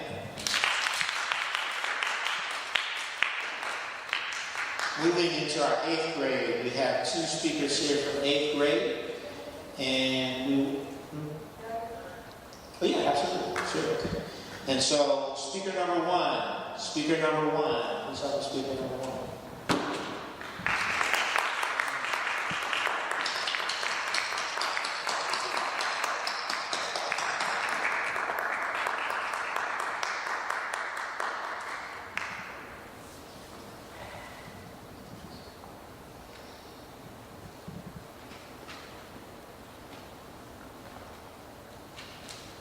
Greetings and salutations. I am here today to discuss with you problems in local government. It may not come as a surprise when I tell you that a plethora of problems plague local government today. Yet one issue in particular, though under to address sexual predators and the seeming inability of local government to bring them to justice. The idea, or the concept, that somebody can defile a small child is profoundly disturbing. According to PeerSite.com, 95% of Americans between the ages of 12 and 17 are on social media. Did you know that 1 in 5 teens report experiencing unwanted sexual solicitation? I asked 4 common 8th graders who avidly use sites such as Instagram or Hangouts if they have encountered unwanted sexual advances from people over the age of 17. 3 in 4 said yes. These numbers are alarming, in my opinion. It is common knowledge that the federal government monitors our social media. So why haven't the scum that terrorize our youth been caught? And more importantly, how do we catch them? The answers to these inquiries may be more elementary than first perceived. It's simple. In my opinion, the local government isn't doing enough. It shouldn't just be the feds. Local government, like police, need tighter surveillance on social media posts, account activity, and most importantly, direct messages, or DMs. This tactic has already been put into practice by the federal government, but has proven ineffective, and I feel that local government like police should join and do their part. If done correctly, it may just save the lives of many kids just like me, or even you. It is essential to make sure we put these groups in their place. It is a moral imperative. We must do our defiled children's dignity. Monitoring may be costly, but is it really worth letting your child or someone else's be put through such agony? We, as a community, must let these kitty fiddlers get what's coming to them. The only way anyone ever catches these predators is when the victim in question reports them. And no teen ever wants to get involved in the law, be it as a victim or a criminal. This leads the only way to put these people in their place and get these pedophiles locked up, being surveillance. If we put this to proper use, we may just solve one problem in local government. Thank you very much for listening, and I hope you consider it.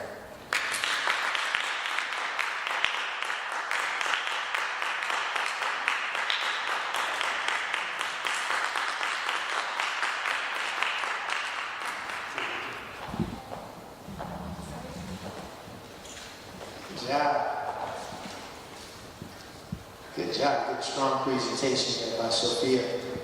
So, Sophia, you have a number of natural talents going for you. You memorized a lot of your speech. Of course, you'll get better as you go on. So she was able to free herself up from the lectern and get out here and use some body language. Good use of the stage. So far, best use of the stage so far. You were over here. You covered the entire stage area there, like that. At the beginning, in your opening, you opened with greetings and salutations. So that's kind of like saying in conclusion. So we want to work on eliminating those cliches from our speech. So don't say greetings and salutations. Just open up with your opening. What did you say right after greetings and salutations? I am here to discuss the problems of local Why not start out with that? Or something like, do you know what I think one of the biggest problems in local government is? And then you get into ineffective ability to catch these sexual predators. And this is a subject that's very personal to you. And so I like the fact that you're dealing with something that you feel strongly about. Those tend to be the best speeches. When you talk about something that's personal to you, something that you really care about, because people can sense that passion that you have, and you didn't just research a bunch of stuff and you're talking about it. So you're going to bring a lot of passion to this speech. This speech right here, more so than any other speech, lends itself for a personal story. So you interviewed 4 8th graders and 3 out of 4, whatever it is. But this speech lends itself to a story. Tell us a story. What was the time, first of all? 3 minutes and 9 seconds. Okay, so you got a little time. So this speech lends itself to a story. Tell us a story about, let's say, for example, a sexual predator that was in the news who did something heinous and got away. Of course, without using too much graphic detail. We don't want to go there. But this lends itself to a story, to becoming a story.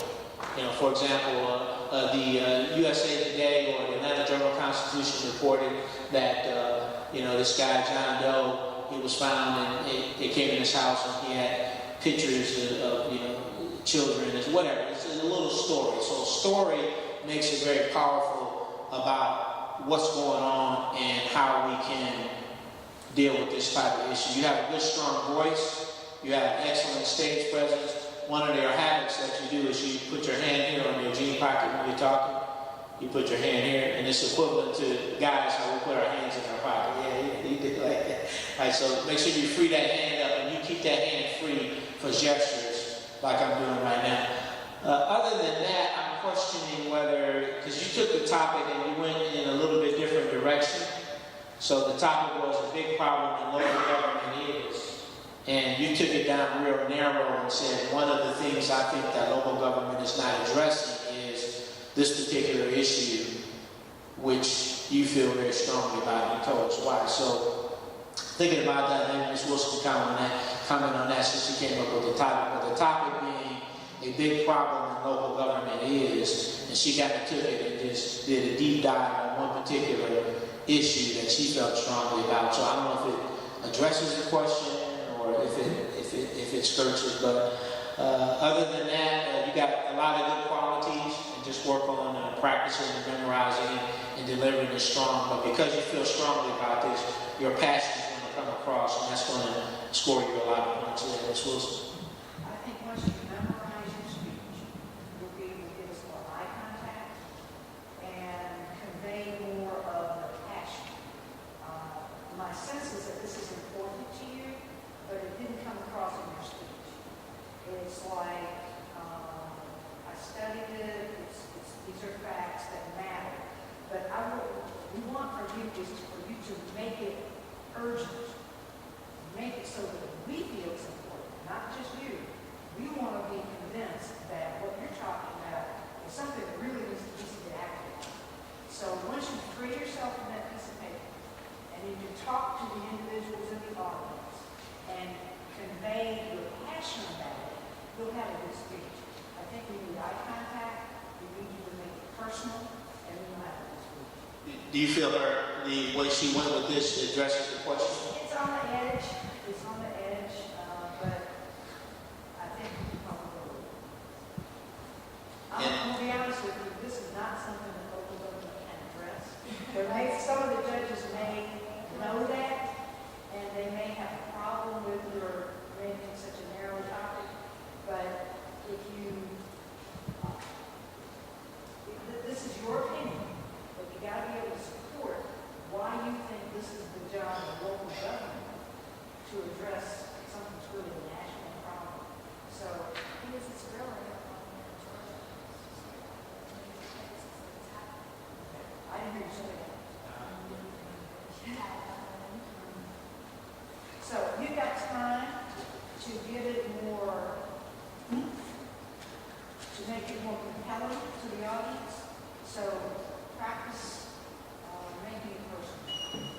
And maybe if you brought it around, if you introduced it and saying that and tell us why this is a problem in Georgia, and in Georgia in particular, then you can bring it down to local government. But hear what we're saying about your topic being on the edge in terms of it addressing the question, because we don't want you to get ruled out on that. So, it may try to tie it back into this being a problem with local government. That way you don't get dinged on not answering the question.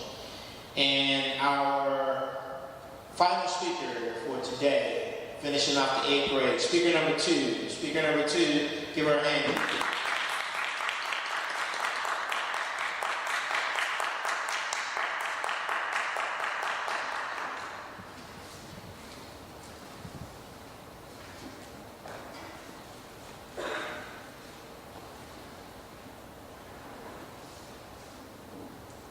As a younger child, I was taught that nothing was impossible.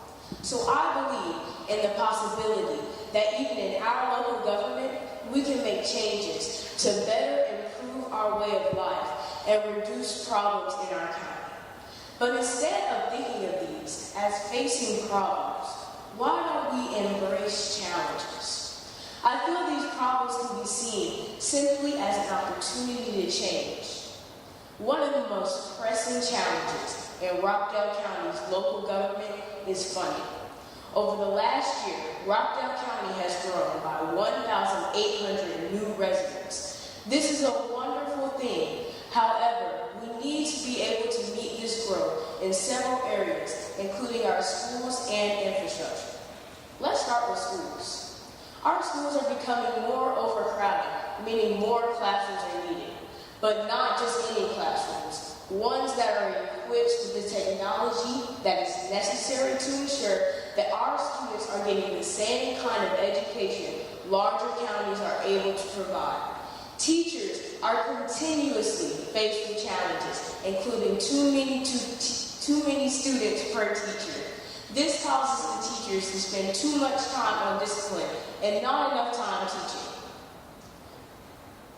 Outdated spaces such as media centers, gyms, and cafeterias are just a few things that I see need improvement. A lot of our schools are aging, and they are beginning to look run down. Not all of the yards are being kept up to represent the wonderful county that we live in today.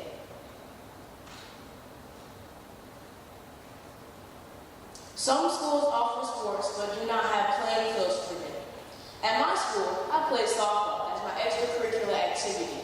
However, our field was in such bad condition that when we had home games, we had to use other schools' fields, which were not much better. Local government is also faced with the increasing need to update our infrastructure, including county roads, bridges, water, and sewer systems. With our infrastructure lagging behind, we put the county at a disadvantage for attracting entrepreneurs into our county.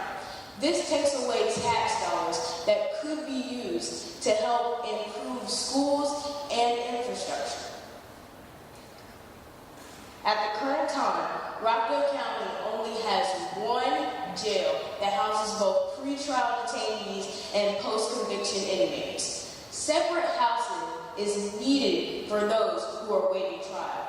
As the county continues to grow, it stands to reason that our citizens need better protection.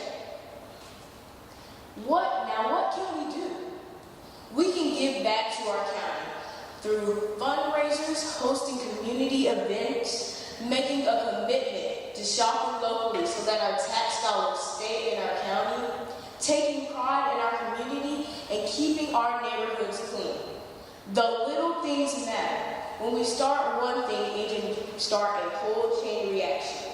A reaction that can make someone want to be in this county because it is so involved. Clean communities and good neighbors attract good neighbors and better businesses. Good neighbors and better businesses bring much needed tax revenue. Much needed tax revenue addresses our funding problem. We might be a small county, but we can be the best county in Georgia. We can assure ourselves of having the best individuals in local government by making voting easier and encouraging people to vote. Through community service, even my age group can help beautify our school campuses and neighborhoods. So let's stop just talking about our problems. Let's get busy. Let's go to work. Let's make Rockdale County the best county in Georgia.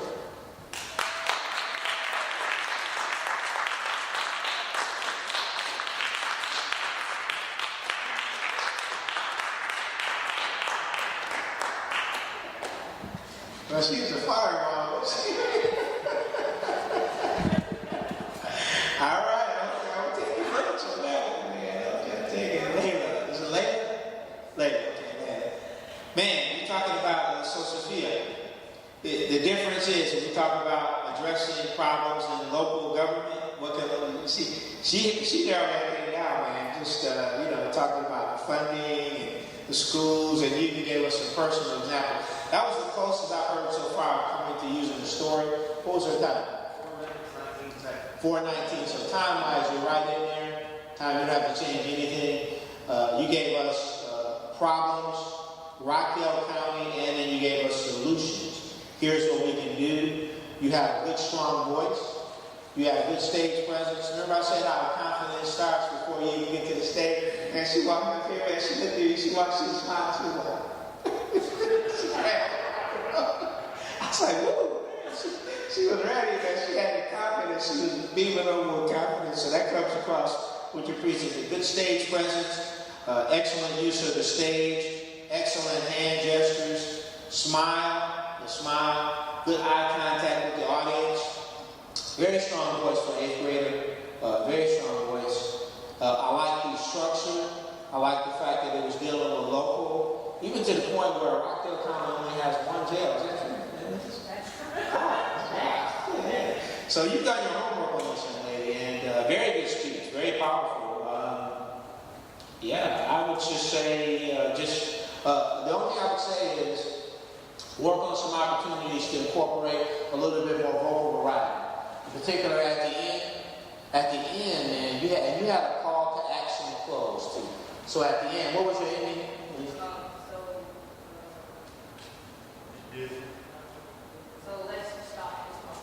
So let's stop just talking about it. I mean, this is you walk away from this lecture, and at the end, when you close, I want you to come out and I want you to look at it. So let's stop just talking about it. Let's do something. Let's get out here. Let's do this. I want you to raise it and call them to action and just crank it up a notch and really just bring them in with that and just hammer them home. Close with the close. Ms. Wilson. Very good speech. I would like to see you have a little more fun. If you could introduce a little humor, smile a little more, the confidence was dripping all over you. You did a good job. Memorize the whole thing. Give us a little more of your personality. I think you'll be strong. Good job. Give her another hand. Give everybody a hand. We thank you all for coming out today. We hope this practice was worth it. You got some notes just to remember what we said and some of the advice. Go home and practice this thing. I'm going to let Ms. Wilson close it out in a minute. But practice, utilize the suggestions that we gave you, and come back on November 10th. We want all of y'all to be strong. We want all of y'all to come up here and represent. We're pulling for y'all. We want y'all to do a good job. So far, so good. Just polish it up and tighten it up in the areas that we gave you. And we're going to come back. November 10th is going to be very strong. I'm proud of all of y'all. I'm proud. I'll let Ms. Wilson close it out. I don't think I really need the mic. Y'all here. Okay, so when you come on Saturday, what's that day? November the 10th, you're going to be here at 8:30. You're going to sit over here on this side. 6th graders are going to sit in the first 2 rows. And the second 2 rows will be the 7th graders, and the last row will be the 8th graders. 6, 7, and 8, right here. Rotary Luncheon, January 31st. If you are a first place winner, we're inviting you to come and present your speech live to the Rotary Club of Conyers, and that's on a Thursday, January 31st. So tell your parents. I know Mr. Wiseman said that you can wear whatever you want. There are no rules, but I want to encourage you that the judges do pay attention to how you present yourself, and that includes your attire. So I would encourage you to wear your business vest, like you're going to for a job interview, or your Sunday best, They definitely don't come in looking like